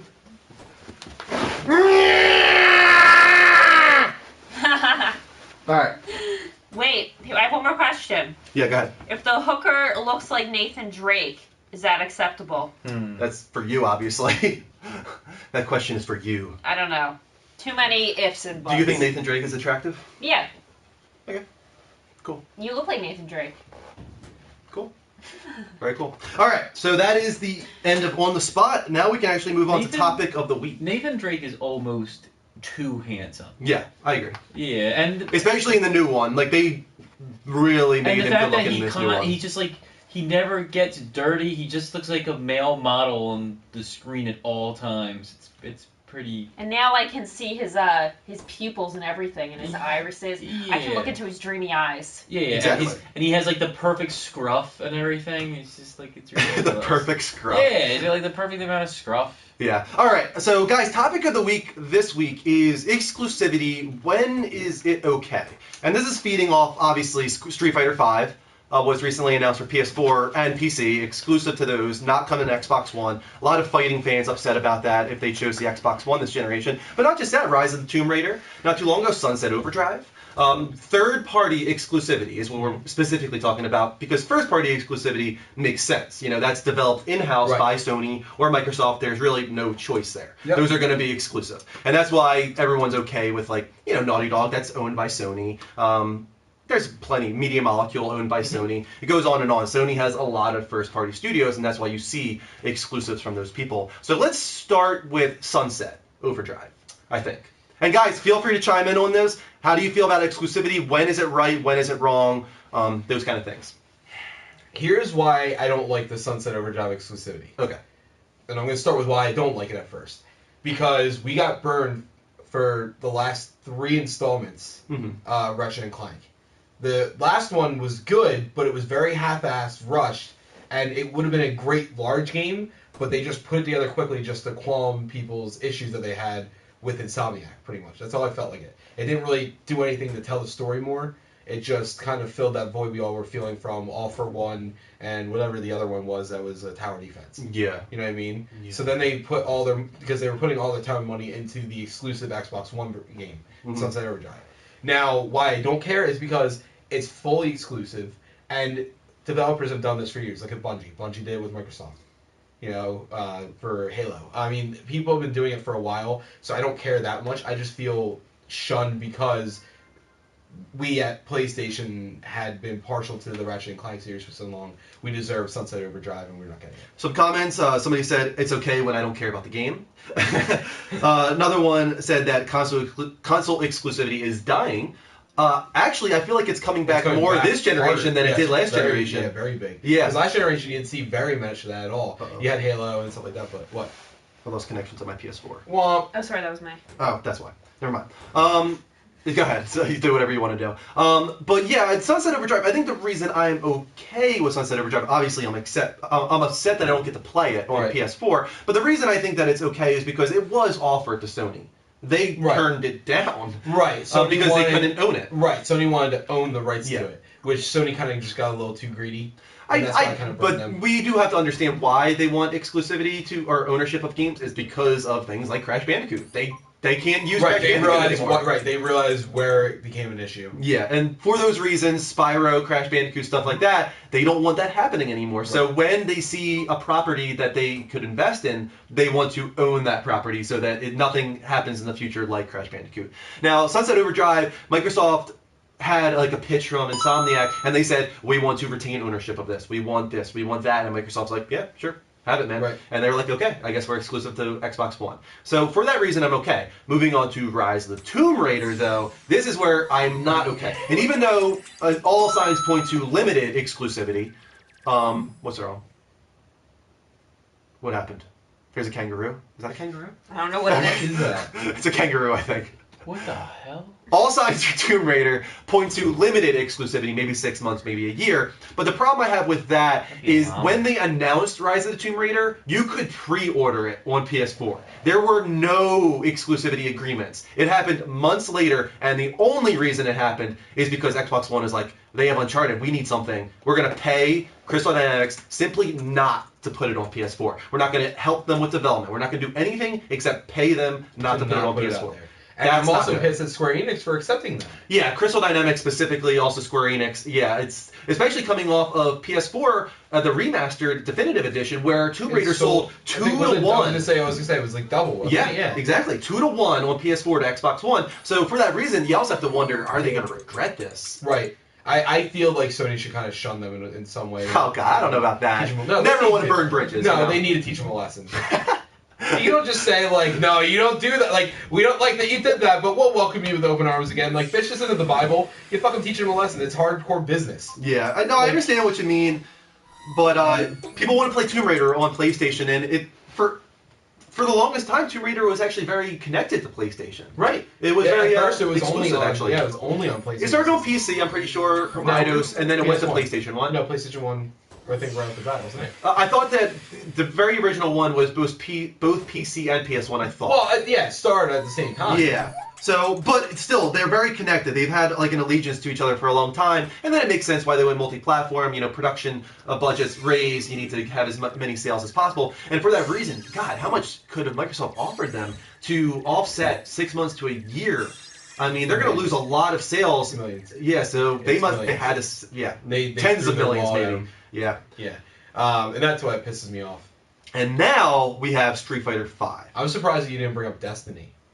Okay, That's the most contentious this is a different situation. Now this is... I wanted to bring it up, though. Yeah, let's talk about this, because this is not full exclusivity. This is DLC, this is that kind of thing. And so here's why I want to bring it up, because there's a lot of people that, I don't know if there's people watching that have Xbox, but so many people that have Xbox that have Destiny constantly bitch. Constantly. I hear more bitching about the Destiny exclusivity than I hear about any other game. Mm-hmm. And I hate it. I think it's completely obnoxious. Also, I want to say, like, Inuyasha must not hear us, but we've said multiple times in Inuyasha that Tomb Raider is coming to PS4. He's like, it's limited, it's limited. Yeah, we know it's limited. It's limited for but we don't know so how much long it's going time. to be. We don't know exactly. It might be a year. I mean, that's a long time. Yeah. So I would say it's going to be probably at minimum 6 months. Yeah, I would say 6 months is the most likely, but I could see a year as well. Yeah. But people are bitching. But here's why I have an issue with the amount of bitching that people have. You're only missing out on one strike. Now, I know people are saying, like, oh, you only have so much content in the game as it is. Realistically, I didn't actually do that extra strike that you didn't get on Xbox One until, like, 2 weeks ago. Mm-hmm. I'm not even kidding. And you see how much I play the game. The first time I did it was with Puss and Rick. You know, or I think Puss and Derek. I can't remember who it was. But I only just did it. I didn't feel like I was missing out. I got a shit ton of time out of the game. Same thing. The new DLC came out. I've been playing the hell out of this game, you know, with the new DLC. I haven't touched our exclusive strike. I haven't touched it once. I've done so many other things multiple times. You need to stop bitching and take the whole thing in perspective. Mm-hmm. Sure. You know, it's not, be glad you get the game. And it's not like you're never going to get it. You're going to get it. It's just going to be later on. Mm-hmm. So. And I think Destiny is a very good example of why you don't really even need limited or full exclusivity. I mean, Destiny is doing amazing for PlayStation simply because of co-marketing and DLC coming first. We understand it's not the greatest rate. We want to make sure we know it's not the greatest game. No, it's not. No, I played the shit out of it for God knows what reason. Yeah. I wouldn't give it even a close to a 9 or anything like that. Yeah. But I still play the hell out of it just because it's addicting to me. And we both know it's flawed, but they did a phenomenal job advertising and working it in with Microsoft. Crash says, I don't like third-party exclusivity because it takes away loved franchises from fans with only one console. Yep, I can understand that. Now, here's another thing. Let's go back to like last generation when Final Fantasy 13 was announced for the Xbox 360. And this was after Final Fantasy 13 had been exclusive to the PlayStation 3 for probably like 2 years. You were pissed. Now, here's the reason that kind of thing bothers me. And it didn't really cause too much. For you, it wasn't an issue, but there was an issue for other people. The question is, and there's no necessary proof of this, but the question is, when one console is clearly stronger than another, and PS3 was in many ways stronger than an Xbox 360 if used exclusivity. Right. You know, like Naughty Dog did, like all these other did. Right. So that was why when Final Fantasy was exclusive to PlayStation, people were like, oh, it's exclusive, so they're going to use it the way, you know, Naughty Dog is using it and stuff like this. But then once it was announced for Xbox 360, it was like, oh, does this mean that like it's going to be parody stuff going on here and they're going to downgrade it? Now, yeah, so that's the question as well, is when you originally are exclusive or multi-platform from the beginning, like announcing, let's say like for the entire generation before Metal Gear Solid was exclusive, and then the next generation starts and it's multi-platform, does that affect development to the point where since it's on two consoles and they have to cater to both and they're trying to make sure that they're not too much different, does that lower the bar entirely on the game potentially? Well, remember, your issue with the exclusivity being dropped and it going universal was that people bought the PS3 because of the game. Yes. You know, people were like, I don't know what to buy. Oh, it's coming only to PS. And it wasn't Sony just again? Final Fantasy 13. It was Versus 13 too. Right. And The Last Guardian. Right. It's only coming to Sony. Oh, I'm definitely getting a PS3 now. Yeah. Oh, you're telling me I could have had an Xbox 360 and gotten that at the same time? Yeah. All right, well, me then. That pisses Like- that pisses people off for sure. Right. Yeah. I mean, I don't really care personally at all about that, but there's so much. What was the other game that you brought up? You were talking about the Street Fighter, right? Yeah, Street Fighter. Yeah. Now, people. Here's what's funny is that beforehand, it was supposed to be a megaton announcement that was going to make the internet explode with rage Yeah. and everything like that. But what people weren't realizing, and I don't know if anybody out there is a fan of Street Fighter and is annoyed by the news that it's going to be exclusive to PS4, but Sony is the only reason that this game is being made. Kind of like Bayonetta on Wii U. Exactly. Capcom was ready to scrap Street Fighter for indefinite time. Yeah, and just keep doing like Street Fighter 4 Ultra Super Duper Deluxe, whatever edition that they decide to go with next. Oh my god, like it's really a new edition. What was the game that made fun of that? Oh my god, I can't remember. Was it Saints? I feel like it was. No, it wasn't Saints Row. Oh, what was it? Was it Far Cry? They did Blood Dragon, and then they did. Oh, there. What was it, guys? There was some game that made fun of the whole Street Fighter Super DX. Dead Island.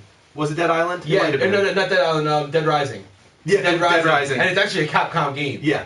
So they're making fun of themselves Yeah. a little bit of self-deprecation. But yeah, you're right. Street Fighter V, everything we've heard from Ono and stuff is that they did not plan on making this. No. And Sony went to them after hearing that they weren't planning on making it and was like, let's co-develop this. Let's make this Now, happen. I was hoping that my prediction of what the big announcement was going to be true. And this would be fine, is I was hoping that Sony was going to buy Capcom. Because they're in financial. I know, trouble right? like that. Yeah, that'd be that would have amazing. been great. But you got to remember, Resident Evil was exclusive to PlayStation as far as For a long consoles are time, concerned. yeah. Resident Evil was exclusive to that. Street Fighter was pretty much exclusive to that because it wasn't coming on Nintendo systems, and Sega disappeared, so it was only coming on Sony system at the time. There's a lot of things that Capcom had that were exclusive to Sony. Yeah. And that's why people are pissed off about the Tomb Raider. Tomb Raider, like you said, it was exclusive almost to Sony. It never was on a Microsoft console. Now all of a sudden, bam, it's going to be on, only Xbox. Guys, I'm going to open up Skype because I think maybe some of you guys might want to talk about this a little bit. And while we wait for calls, we've gotten above 80 Twitch hearts tonight now, as well as a YouTube subscription from Unite Will. But our Twitch hearts are now from, these are new guys here. We had, God, so many. There's actually a lot here. I got to go down. Wow. Thank you so much, guys. Kosor, Superman, Chris Snipe, Mo Baker, Eonot Live, Wide Fry, Equinova, Jihaim Lil Fresh, I think, Juicy Jews, Dion M, Kazuya, Eerie Logic, Rocky, S Tunnel Rats, Astro 80, Mad Gamer, Batu 1, Sean 44, Skater Gold or God, Marcel Marcez, Hentai Chemical, Mafuni Fan, Degas Man, Ambassador, David versus Norm, Kelso Resnick, and finally Rated R Reg. That's a ton of Twitch hearts there, guys. Thank you so much for enjoying the show and following us. It's very easy if you haven't done it already. Go to twitch.tv/levelupshow, heart or subscribe there, or hit the heart button live from PlayStation. Go ahead, real I quick. just wanted to share what Dave got himself for Christmas. Real quick, go. A retro 5 system that plays Nintendo, Super Nintendo, Sega, Famicom, and Game Boy Advance games for Christmas. Wow. Famicom. Awesome. Isn't that the one that plays like all the different consoles? Isn't that what a Famicom? Super Famicom was the Super Nintendo overseas. In Japan, that's what they call it over there, the Super Famicom, yeah. Mm. Family console. Yeah, family console, exactly. Patrick is on the show now, though. Welcome, man. Hey, what's going on, guys? Not a lot. What do you want to talk about tonight, man? Do you want to talk about exclusivity?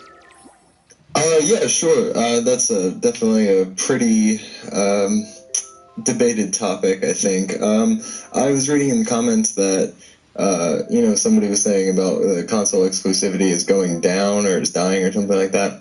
And at first I was like, no, there's no way. But then I really thought about it, and, I kind of feel like the hardware is what might be console exclusive in the future, because there's a lot of games coming out from all sorts of developers all the time that are not console exclusive.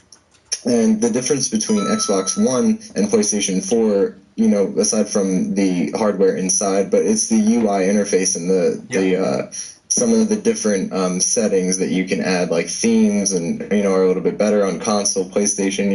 How do you guys feel about that? Do you think it's going to be more the games or the console itself? You're going to definitely have Nintendo's best known for this, really doing innovative hardware features that you don't see anywhere else. But you're definitely going to have peripherals like Kinect or something. Those kind of things moving forward definitely drive sales. But I was thinking actually a lot about media applications. Xbox definitely does that. HBO Go, now Showtime Anytime. Like they really do like 1-year exclusivity agreements with big media applications that myself I'm like, come on, like I want HBO Go, like why do I have to wait for this? Even YouTube took so long to come to PS4 because probably Microsoft paid them, I would think, to have some exclusivity next gen.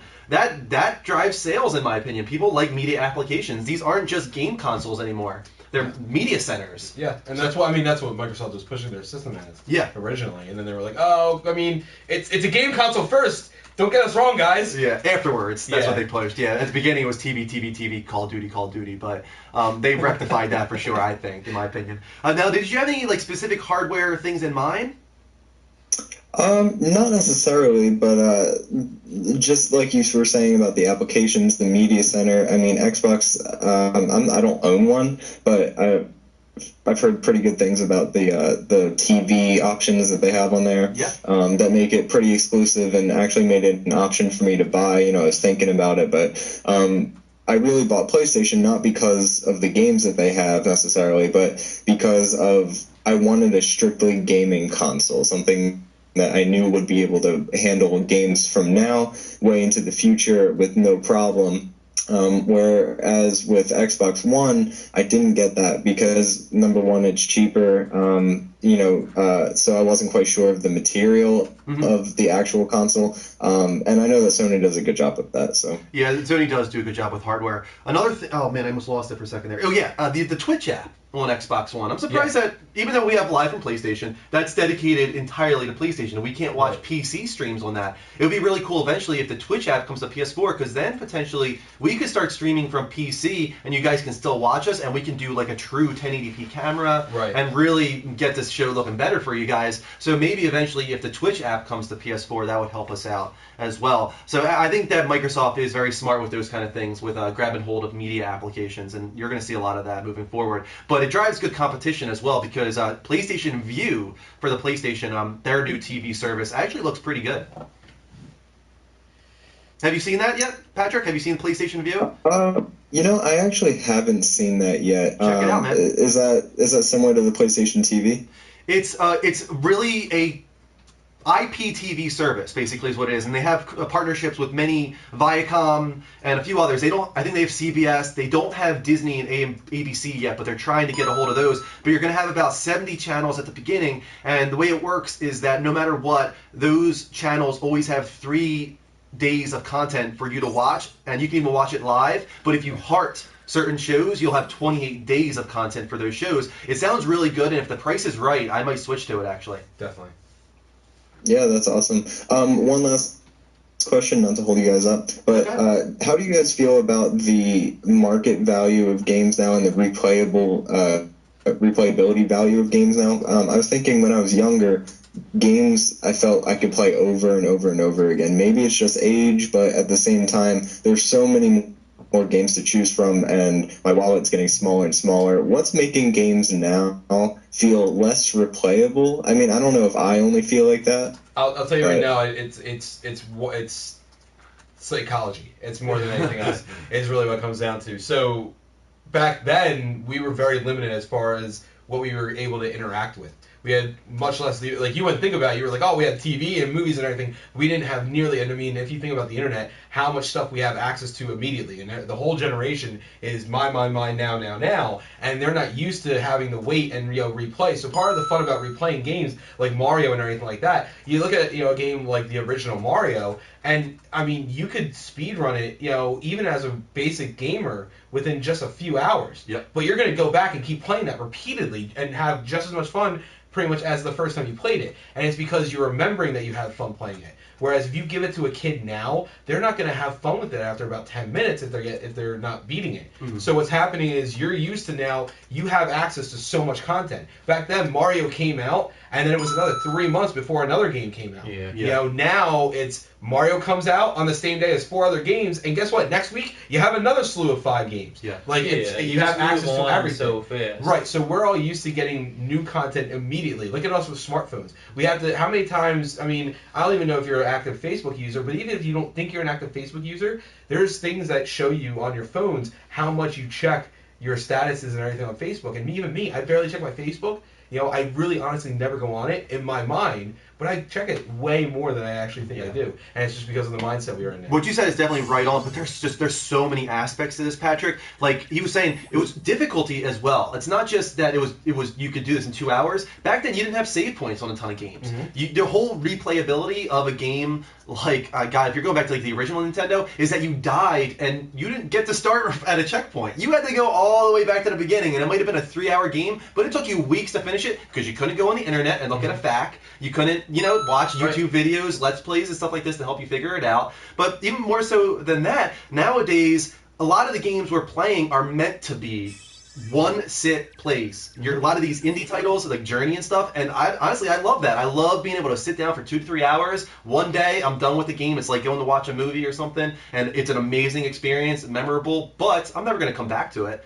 But I don't think there's anything wrong with that. I'm okay with that. But then you have games like Destiny and like Call of Duty that some people buy that, and that's it for the entire year, and that's all they do. What about incredibly difficult games like Demon Souls or Dark Souls? And that's cool because that's coming back, and I think right now is one of the best times to be a gamer, and this has a lot to do with us growing up, Patrick, and I think like the psychology, as Mike was saying, but it really is a really great time to be a gamer because there's so much to choose from. You can have these really long games like in Elder Scrolls or something like that. The reason that they're few and far between is because you really have to have a big AAA developer with an enormous budget. Because when we're making HD games, they take forever to develop. They take forever to make. And that's one of the reasons Square Enix gets a ton of flack for this. When they were making Final Fantasy, and the reason everyone was like, we want like open world to go into towns and stuff like this, and they said we can't make HD towns, and everyone's like, what? Are you freaking serious? Like, what does that even mean? And what they were trying to say, and probably in a bad way, is that it takes a ton of time now to make enormous HD worlds. Making Final Fantasy VII now, I can't even imagine how long it's going to take. You have to think of it like people consumers just gobble them up. You know what I mean? Real fast. Yeah. And then they're done, and it's done. It took them how many years to develop? How much money? How much time? How many people did they have to hire in order to like get this game out there? Yeah. And then what did they get out of it? I mean, it's kind of like you have to make sure you get your production budget back, and that's the question. Well, I'm sorry to go off on a rail there, all of us, Patrick, but that was a really great question. So thanks for asking it. Yeah, that was. Oh yeah, thanks. Don't worry about it. It was fun to listen to. You guys have a good night. Love the show, and I'll be talking to you guys soon. All right, see you later, man. All right, see you. All right. That was a great question. Great couple questions there from Patrick, who is becoming a very good caller. Derek, honestly, you got your shit cut out for you. You got competition now. Yeah, go ahead. I really do want to borrow one of your PS4s so I can play Inquisition. Inquisition? I don't have Inquisition. Actually. I know, but like, I'm sure you will. You're gonna borrow our PS4? One of our PS4s. One of your PS4s. Because it's not like you have multiple, Kristen. Yeah, I know, right? Yeah, but he uses them. Guys, the topic is still exclusivity. If you want to talk about it, feel free to call in. Or if you have other great gaming questions like Patrick did, feel free to call in about those as well. If we hit 300, Kristen will do Giraffe Kristen, I think. If you're okay with that. Sure. If we hit 300, we're at 292. Yeah, we're at 290, so. Yeah, so thank you so much, guys, for coming in. This is the Level Up Show. It's a gaming dedicated talk show. We're at about 100. Tri-City Boss said I still can't beat Mike Tyson. That's the thing. Right. That's what I'm saying. Those games last a really long time because of those reasons. Mike, speaking of Terminator 2, what did you think of the Terminator? We talked about this last week. Yeah. The Salvation trailer, the Genesis trailer. Or the Well, no, that's why I said I hope Anthony's watching because I feel like Terminator 2 is much worse. It really does make you miss. It's crazy. James Cameron. Derek says his Skype is acting up, so that's why he hasn't. I saw. Cool Casual Gamer has Inquisition. Unfortunately, you can't borrow it from him now. Oh, Robert, I forgot to call him back. Let's take this call from Robert. Another really great caller. Hey, Robert, welcome to the show, man.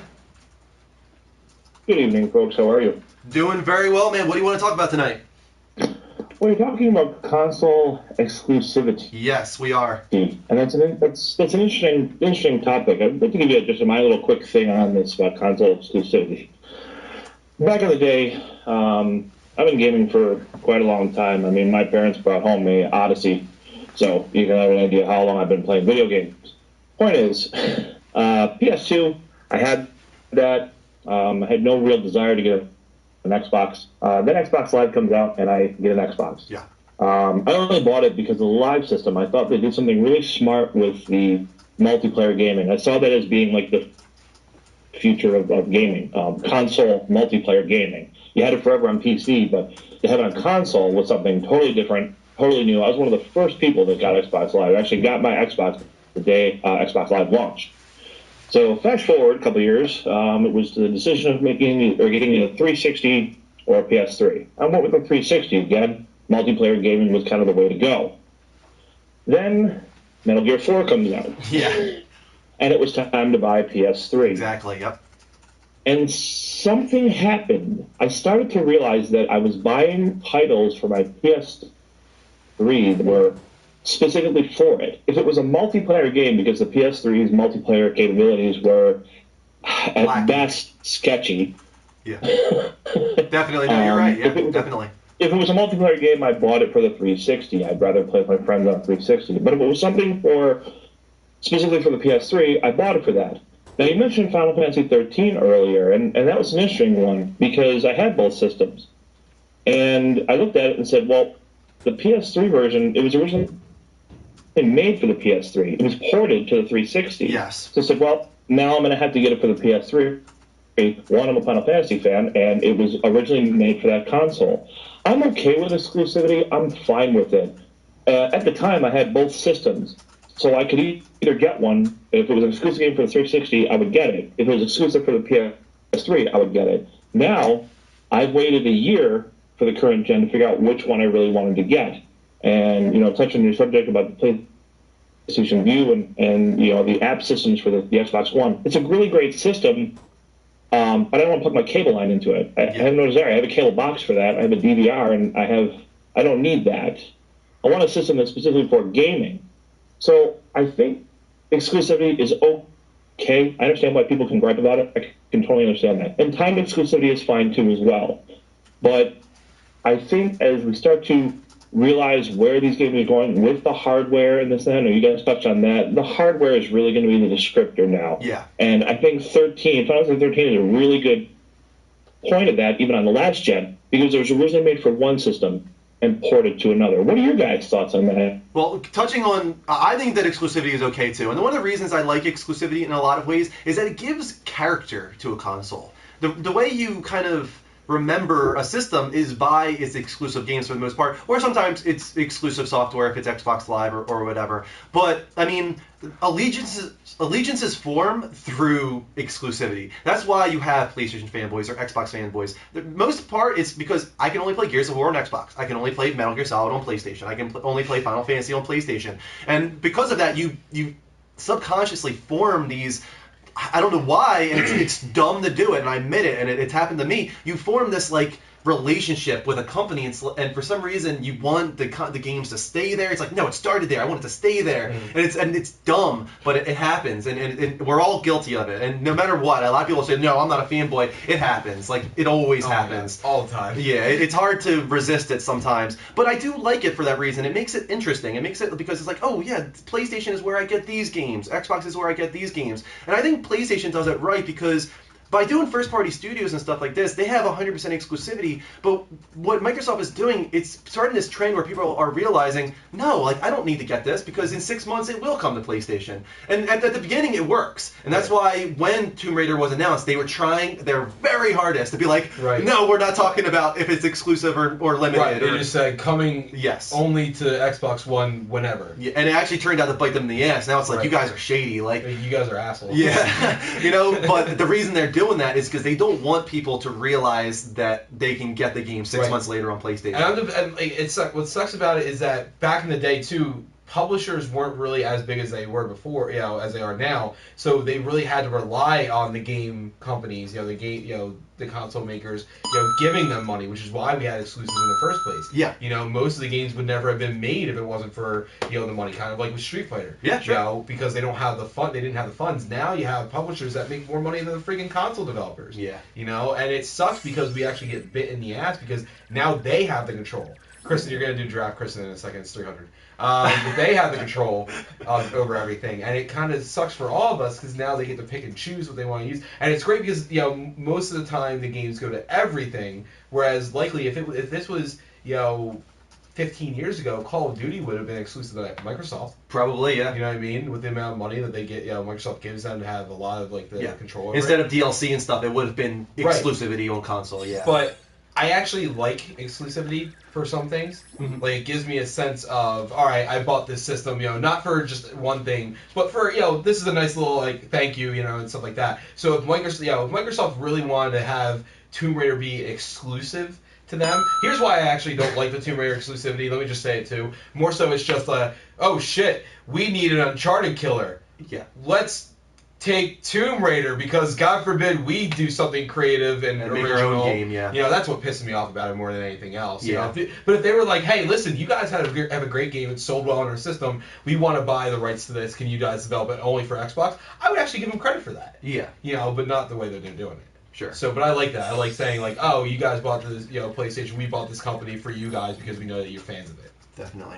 All right, Robert, another great question, man. Thank you so much. Uh-oh. I think we lost Robert. Yeah, we did. All right. Well, Robert, thank you so much, man, for a great question. We're above 300, so prepare for Giraffe Kristen right now. After she's done typing this sentence. No, there was someone in the room who was trying to be BMC, but he just kept writing his real name. Right. But immediately I saw it and I was like, well, I hope someone bans him. And Greg immediately booshed him. Booshed. He was booshed. He literally said one thing and he was gone. Wow, that was quick. Because we were watching out for him. Nice, very cool. Any minute now, they're saying. I'm doing it. Giraffe Kristen, thank you for getting the 300 in the room, guys. It dropped down. Don't you think Dave needs to call and model his shirt off? Yeah, definitely. Dave, call in, man. All right. Noble medal. Ready? Giraffe Kristen. Has Anthony ever seen this? No, I don't think so. It's really gross. Ready? Giraffe Kristen. This is what happens at 300. Nah, nah, nah, nah. That doesn't happen all the time. That was especially graphic. Should I do it again? Again? That's actually probably closer to a giraffe sound. I have no idea what a giraffe sounds like. I imagine that sounds something like I that. thought it was like kind of like Dan Cartman. All right, that's enough, Kristen. Thank you. Thank you, Kristen. Thank you for that. Oh my god. And also thank you to all of these Twitch followers, new guys. We had Minnesota Nice, Prodigy 229, 268 White Boy, Pappy Knuckles, White Monster, Kid Banks, Gigatsu, Unit Will, Blaxican, Pancake Man, Chi City Boys 74, Stream Mako, The Fair Son, Jack and something, Z-Rocky, Aconite, My Account, Jamiet, Biokiller, KMC, Dog, It's Dave! Shining Future, and Rated R Reg. Thank you guys for the Twitch hearts. But welcome to Dave. Welcome to Dave? Yes, to you, man. Welcome. What's up, man? How is everything? Doing very good, man. We want to see that shirt is what we want to say. I know, right? How do I do this thing to make the video Did work? you put I'm trying to figure pants this on? out. Typically, you just have to hit that little video button at the bottom of the screen. There you go. It's coming. Oh! Hey! There it Is is. he pants on? Yes. Well, I don't know. Oh, Dave, you don't have a hat on for Oh, look once. at that! Check it out. He's So wearing a cool. level up shirt. Right? And with his cat, too. Burgundy with a pink logo, guys, if you guys want it. Burgundy. The Dave special. The Dave special. Yeah, the Noble Metal Gamer special. Yeah. Nice. Just saying. This is the one you need. And it's good, man. Everything's good. We don't need to tweak anything. No, man, everything's fantastic. It seems to be pretty durable, and I mean, everything's great on it. Nice. All right. Awesome, man. Well, Like, I thank you have so to much wash for buying it, one. see how the logo turns out, but I mean, once I wash it, I'll let you guys know. Wash it inside Yeah, I out was first, just gonna to say, make wash sure. it inside out. Yeah, I look sure. So, He's like, inside bitch, out. I ain't no noob at doing laundry. That's awesome. And guys, if you want to be like Dave and be really cool, go to the levelupshow.spreadshirt.com and check out All all of the our cool different kids buy t-shirts. Be like the cool kids. If you want the shirt that Dave has, it's called the Noble Metal Gamer Special. It's burgundy with a pink logo, and it's awesome.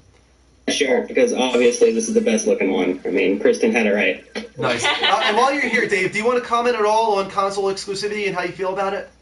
I'm not so much a big fan of it. I feel like it's kind of starting to go away because, I mean, like, stuff like Shovel Knight coming over to the PlayStation and, like, I don't know, it's weird that they're still holding on to it so much, and it seems like in certain aspects,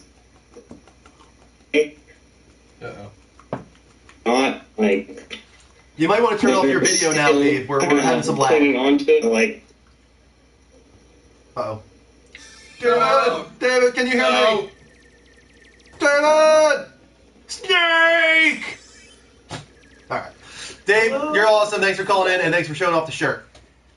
You know what I know? I don't know if you ever noticed it, but on his wall he has a picture frame with a cityscape.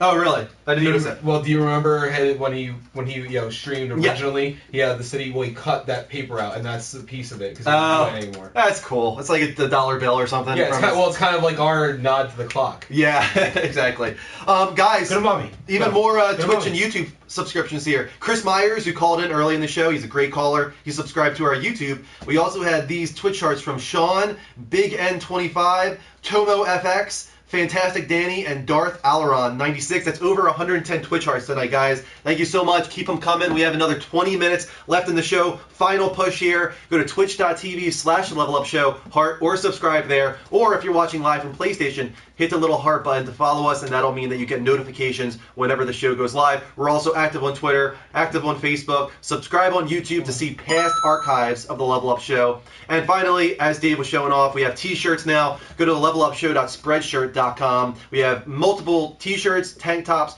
hoodies, men's and women's, different colors and sizes. Underpants. Yes. So check those out, guys. Order them if you like them. And finally, one more thing. I am Drew M1788 on PSN, and Mike is New Guru. Ooh, can you guys make like sweatpants with the Level Up Show logo on? Doesn't seem like you can print on certain things. You might be able to print on sweatpants. Yeah, maybe. We can't print on underwear for some reason. Like, we can't put our logo on underwear. It won't let us. Thank you guys for the Twitch arts. Keep them coming. There's a lot right there. It keeps coming. Are we moving on to our Nintendo year? I think 20 minutes is fine. I was going to leave 15 minutes for that, but yeah, let's move on to year in review. I'm going to shut off Skype, guys. Thank you for all the great calls tonight. So many really good calls. Really appreciate those. Did you say 20 minutes? Yeah, 20 minutes left in the show, yeah. Oh, okay. Why? No, no. Is the show going quick for you tonight or something? Do you need it to go longer? No, it's fine. We can add a segment. That's fine. Okay. Signing out of Skype, guys. I'm going to take off the banner as well. And let's move on to year in review, our first week, which will cover Nintendo. Look how cute Bogey is. Yeah. You're a good boy. And thank you for so many Twitch arts, guys. You have a video? Yeah. Oh, cool. You're a good It's just gonna play footage for the entire thing, so we can get started. Cool. So it's been a big year for Nintendo, actually. Yeah. Like release wise. Sure. Right. I would say so. There's certain big games they had. Unfortunately, most of it was just first party stuff. They didn't have a lot of third party. That's what I meant more so. Like, for their internal studios, they did pretty damn well. Yeah. They did better than probably any of the other consoles. The three consoles, they had the best first party titles. That's not, like uncommon when it comes to Nintendo. They always have great first party stuff. No, you're right. And the biggest problem they're having for the past few years is third party. Yeah. That's been their problem for a while. But they had a good year. I mean, now the Wii U, what sucks is that the average rating scale going into this hasn't been great. But do you want to take Wii U? Let's do statistics first, and we're going to do this each week. But remember that this is simply, other people's reviews, Metacritic, stuff like that, and that's not something necessarily you should trust. Everyone has their own opinion. Mm-hmm. But if you're looking at Metacritic statistics, this is what we found. Go ahead. So there were 71 games released in 2014 for the Wii U. Yes. Which is much more than I thought there was. Because I swear, if you ask any gamer out there, they're going to say, oh yeah, Nintendo, they had, 20 titles released? No, they had more than that. 71 was surprising. The average rating was 67 between all of them. But the average median rating was 72. So what that means is the average rating of everything combined was a 67, but the average title released that year, was a 72. If you add them all up basically in order, the median is at 72, which means that you have more on the higher side than you do on the lower side. It's just that the ones that are low are very low, and it's bringing down the overall score, such as the lowest rated game of the year on Wii U, which is a game probably no one's even heard of. I didn't even know what this was. It's called The Letter, but it got a 14 on Metacritic, so that's what causes it to dip. What is it? No idea. But okay, that's why it doesn't matter. That's why it doesn't really matter. No one's going to play that game anyway. Now, probably not to anybody's surprise, the highest rated game that Nintendo released this year was Super Smash Brothers for the Wii U. I'm surprised you needed to look at the paper. I was actually checking to make sure it wasn't Bayonetta. Well, I know, I actually don't know jack about Bayonetta. I was never a big fan of it originally. I know everybody says it got great reviews. Yeah, it's only one below. It had a 91 on Metacritic as opposed to Super Smash Brothers would have a 92. So yeah, Bayonetta 2 was a very well-reviewed game, and unfortunately, it wasn't even on the NPD this month. Supposedly, it's below 100,000 units still. Really? So that is not good. Sucks. It sucks. It does. Because it's a very good game. If it's as good as everybody says it is, it deserves much better than that. Yeah. Now, third on the list is Guacamelee. Yeah. People remember this from other consoles. This is even on the PS3 and the 360. Or was it on the 360? It eventually came to 360. I think at the beginning it was PlayStation exclusive. Okay. Yeah. I liked it. Did you play it? Yeah, I did on Vita. I did. I liked it a lot. Now, what was surprising me was number 4. Number 4 was Mario Kart. Mm-hmm. Now, from what I remember looking at the Metacritic, I was a little annoyed because a lot of the reviews gave it negative reviews because they said it was more of the same. It's like, bitch, what do you expect out of a Mario Kart game? Yeah. So that to me was BS. I don't like those reviews, but it still was number 4, so that's good. Then at number 5 was Shovel Knight, which got the same review score as Mario Kart. And Shovel Knight is a great game. Surprisingly, as an indie game, this was exclusive to the Wii U for a long time. Right. Just now we found out that at the PlayStation Experience, we're getting it. That it's coming to PlayStation 4 with Kratos and Vita too. It's cross-buy, I'm pretty sure. So that's always amazing. But yeah, for the longest time, this was the Wii U's big indie game. Right. Yeah. So I was surprised by that. Yeah. But hey, strong indie game to have exclusive, definitely. Right. So that was good. But to no surprise to me, number 6 is Skylanders Trap Team. Mm-hmm. Nintendo has been doing for the past few years exclusive box sets with an exclusive figurine for Skylanders, where they do a bundle with it all in one. So that's no surprise to me that was up there for them. Then as well, Bayonetta. The original, which they ported over to the system. And it was actually included with Bayonetta 2. If you bought Bayonetta 2, which is amazing. That was a really great thing they did there. Now, a game that you liked, we didn't love, but you liked, was Child of Light. Yeah, very good. That was on there at number 8. Then followed by another game that you said you really liked, was the Swapper. And then a game called Art of Balance, which really uses the Wii U stuff. That was like very strongly using. Shit about it. Yeah, and I hadn't actually heard of it until now. But I think we can't really talk about the Wii U without talking about really its sales. Now, this is partially Nintendo's fault, obviously. When it came, especially like Black Friday recently. The bundles weren't that great, in my opinion, for the Wii U. So you know what's funny about this is I was actually looking today because I figured some of my money that I'm going to get from this PlayStation sale is going to go towards Christmas and everything like that. But I was thinking about treating myself and getting something. I was thinking about getting a Wii U. Yeah. So I go and look it up, and there's still I'm looking at it, and I'm like, well, maybe I'll get an Xbox One at first. And I was like, you know what? I still have the same reservations I get the Xbox One still. Maybe I'll get a Wii U. It's not that much difference in price right now. It's the Xbox One bundle with like AC Unity and stuff was actually cheaper than the Wii U bundle. There's no reason, even on eBay. It's mind blowing. It's like, what I have a problem with is the technology in that console isn't current gen. No, it really isn't. It's really not, and it won't have the potential that these consoles currently have.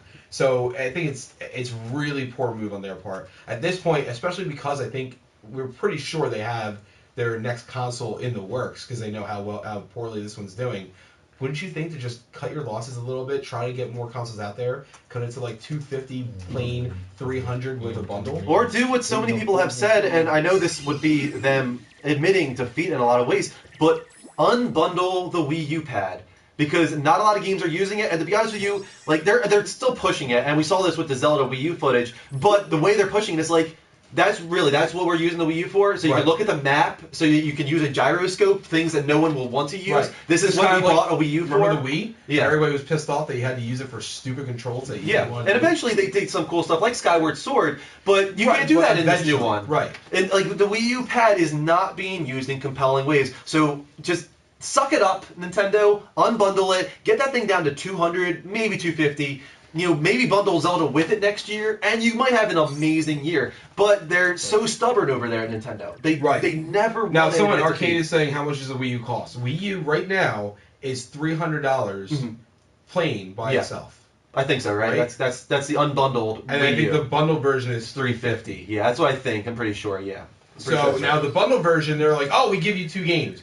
Well, one of your games is Nintendo Land. Yeah. A game that does not sell and has more used copies at any GameStop than any other game in their inventory. It was bundled with the original console, so it shouldn't even be concluded in this discussion, really. No, not at all. That's the Wii Sports. Sports. It's the biggest slap in the face. And it's not near as good as Wii Sports, or as compelling, or as representative of why the Wii Pad is cool.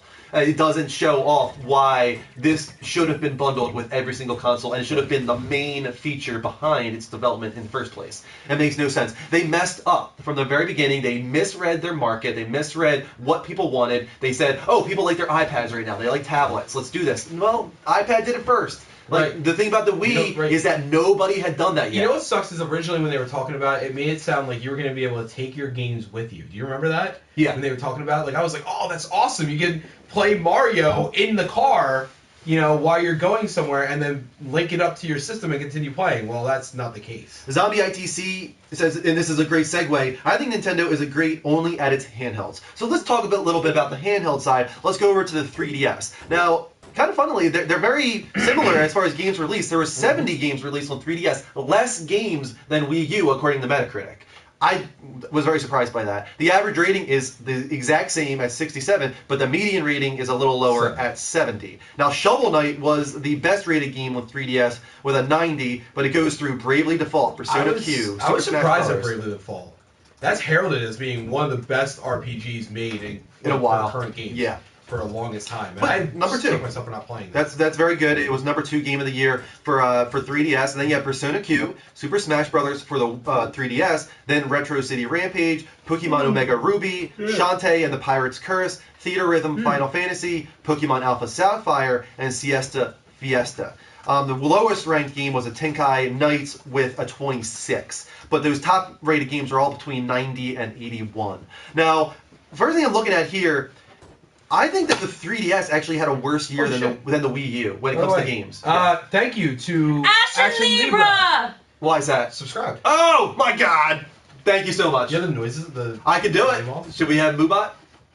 Oh, you mean No, Moobot doesn't alert us. We gotta get something else now. Yeah, we need to figure out some way to hear. I was gonna tell you. Yeah, but we need to make a big deal out of it. Yeah.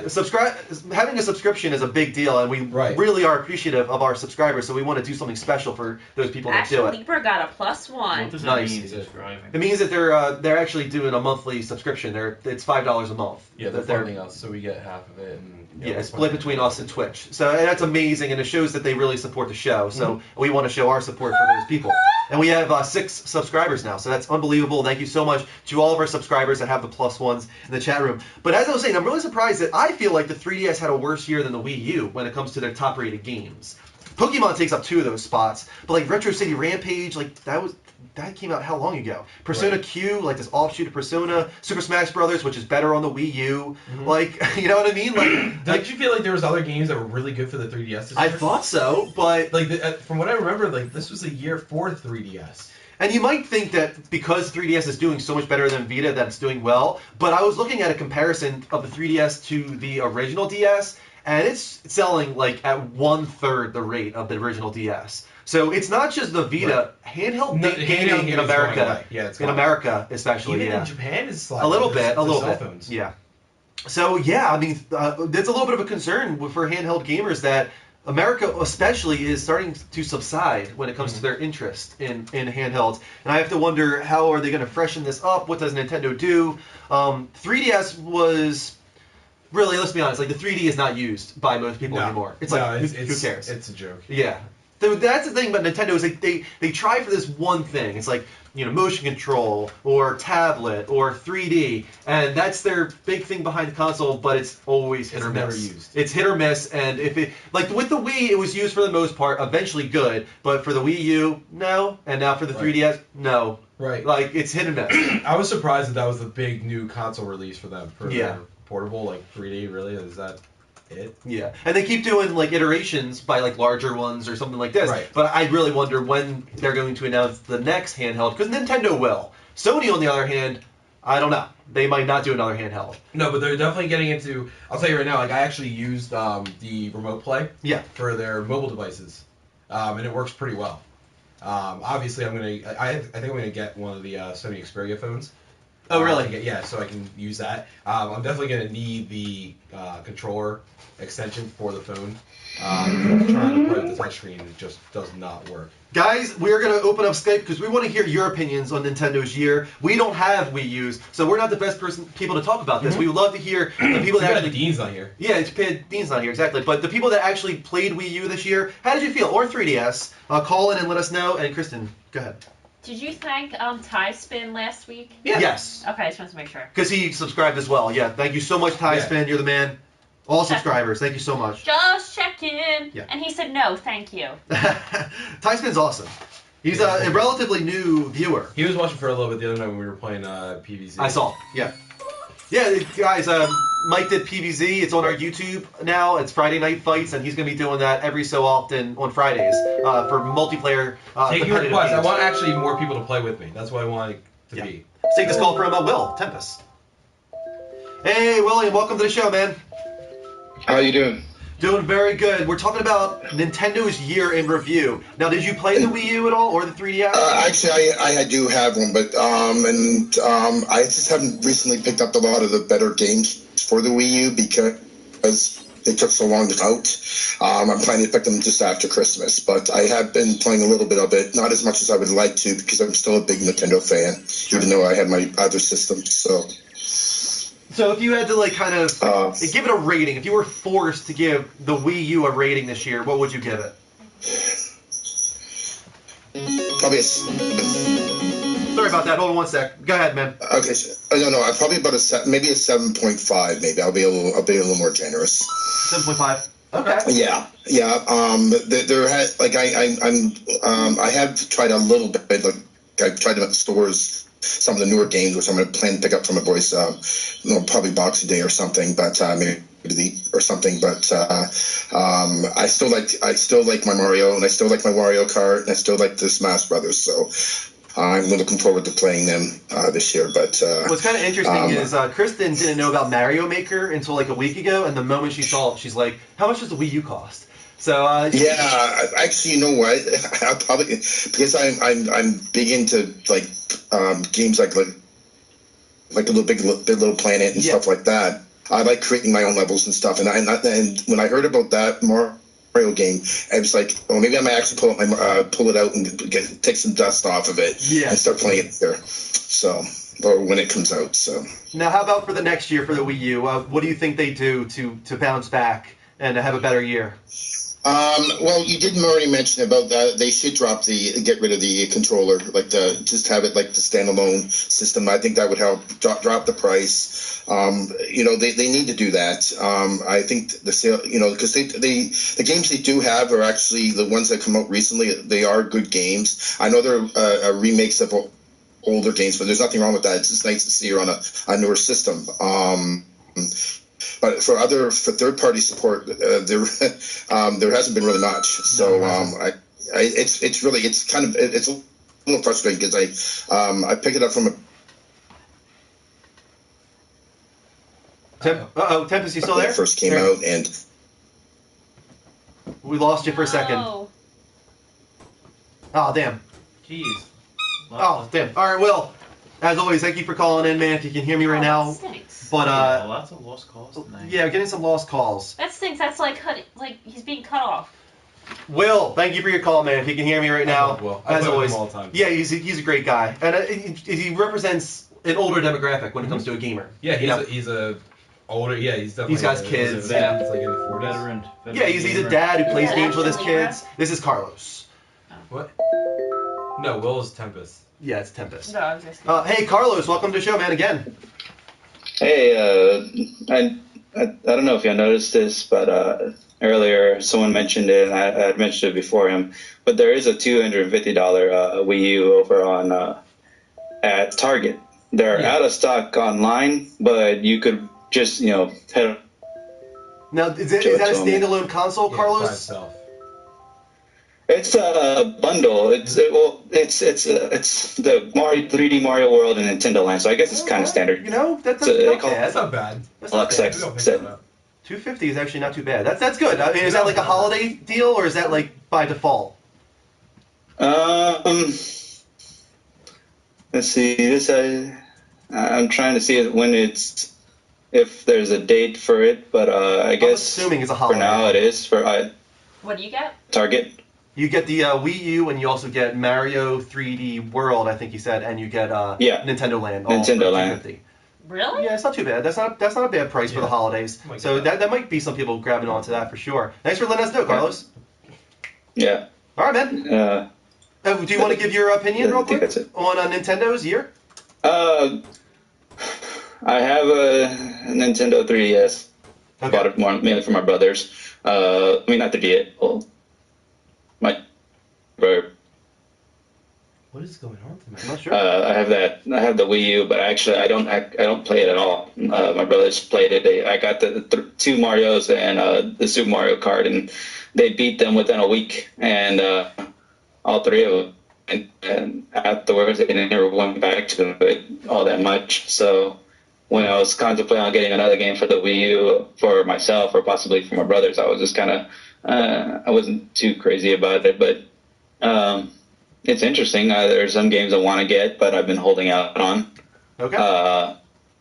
So that's about it. All right, man. All right. Well, that's probably gonna be our final call of the night. So thanks for closing out the show, man. All right. Thanks. See you, Carlos. That's cool that you get all that for $250. Yeah, it's not a bad price at all. I get that. I'm gonna shut down Skype, guys. Thank you for all the great calls tonight. Yes. And we're gonna do like 5 more minutes. Final push here. Thank yous, and also to new followers who want to follow us, or new people that want to follow us, twitch.tv/levelup show is where you want to do it. You can follow or subscribe there, as our newest subscriber did, Ashen Libra, right? Yes. Yeah. Ashen Libra, thank you for the subscribe. But all follows and subscriptions are appreciated, guys. So here they are. These are our latest follows. We had Billy the Kid, Cali HD123, Dark Mata Faka, Evolution Diego, Soma, Nerdy Gamer, Rory Ray, Zombie ITC, Daphne, Zerto Wolf, Dark Light Soul, Big Monster, Suicidal Knifer, I Did Your Mommy 69, Totenham 125, Super Turkman, Austin Weirdo, Bobby Digitalist, Cold World XXX, Chewy D, Tyrant 2005, Dark Alaron,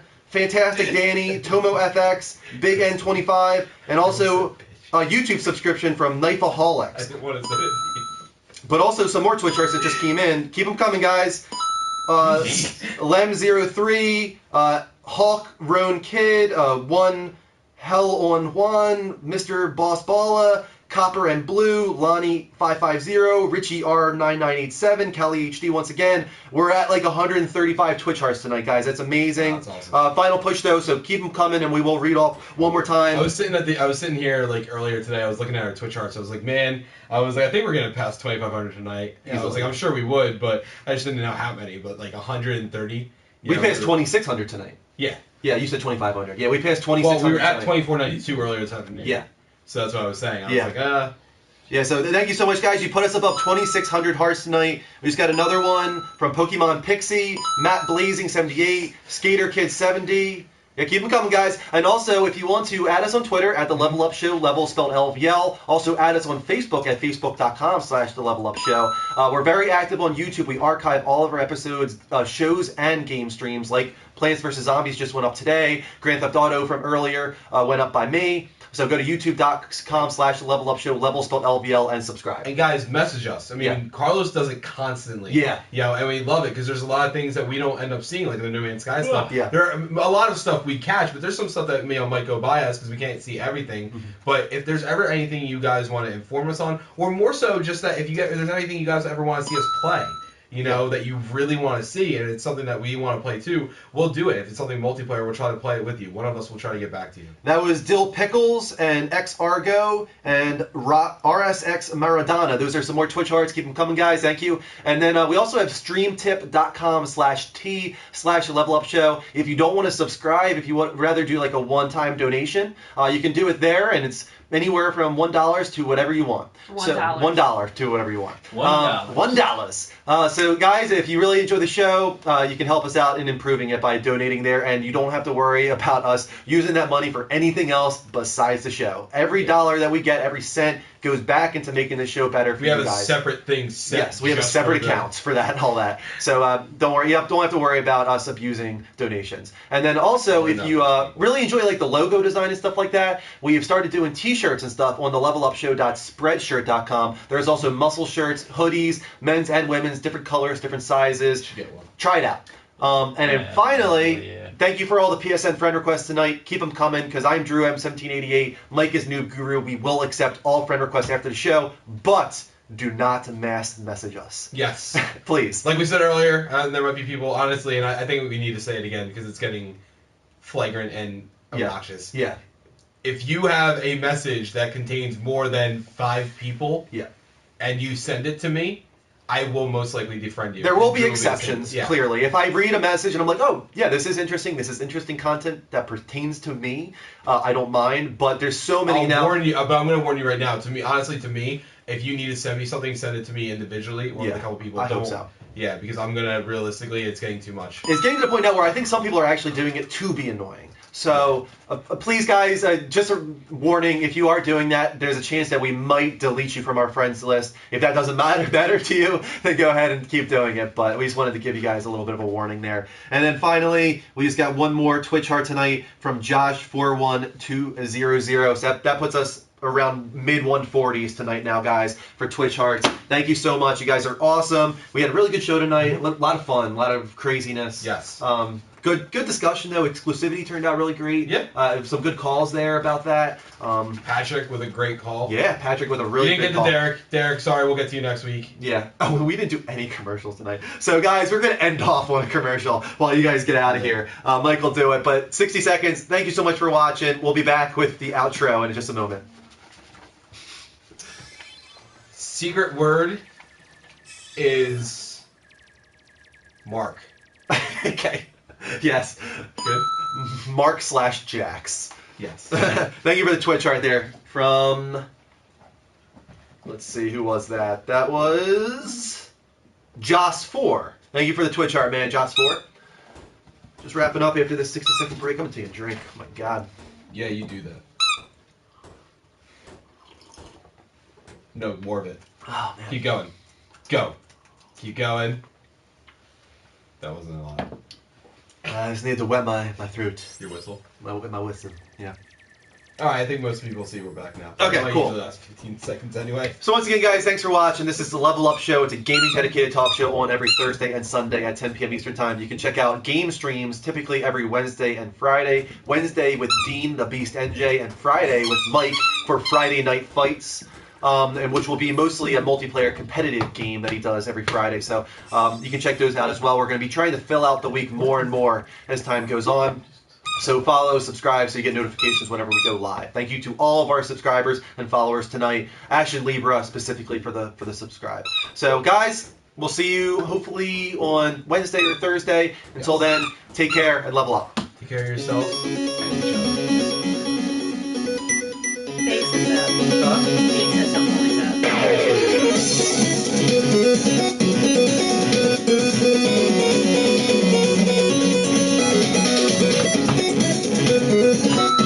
Thank you for the Twitch art.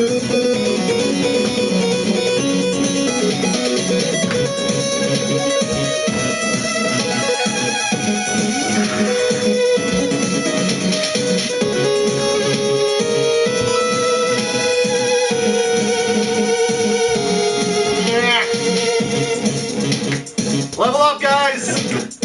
And final thank yous here to Nander88 and X10 Boogie, nice. for the final Twitch hearts of the night. You guys are awesome. 147 or so Twitch hearts tonight. Until next time, guys, take care. Level up.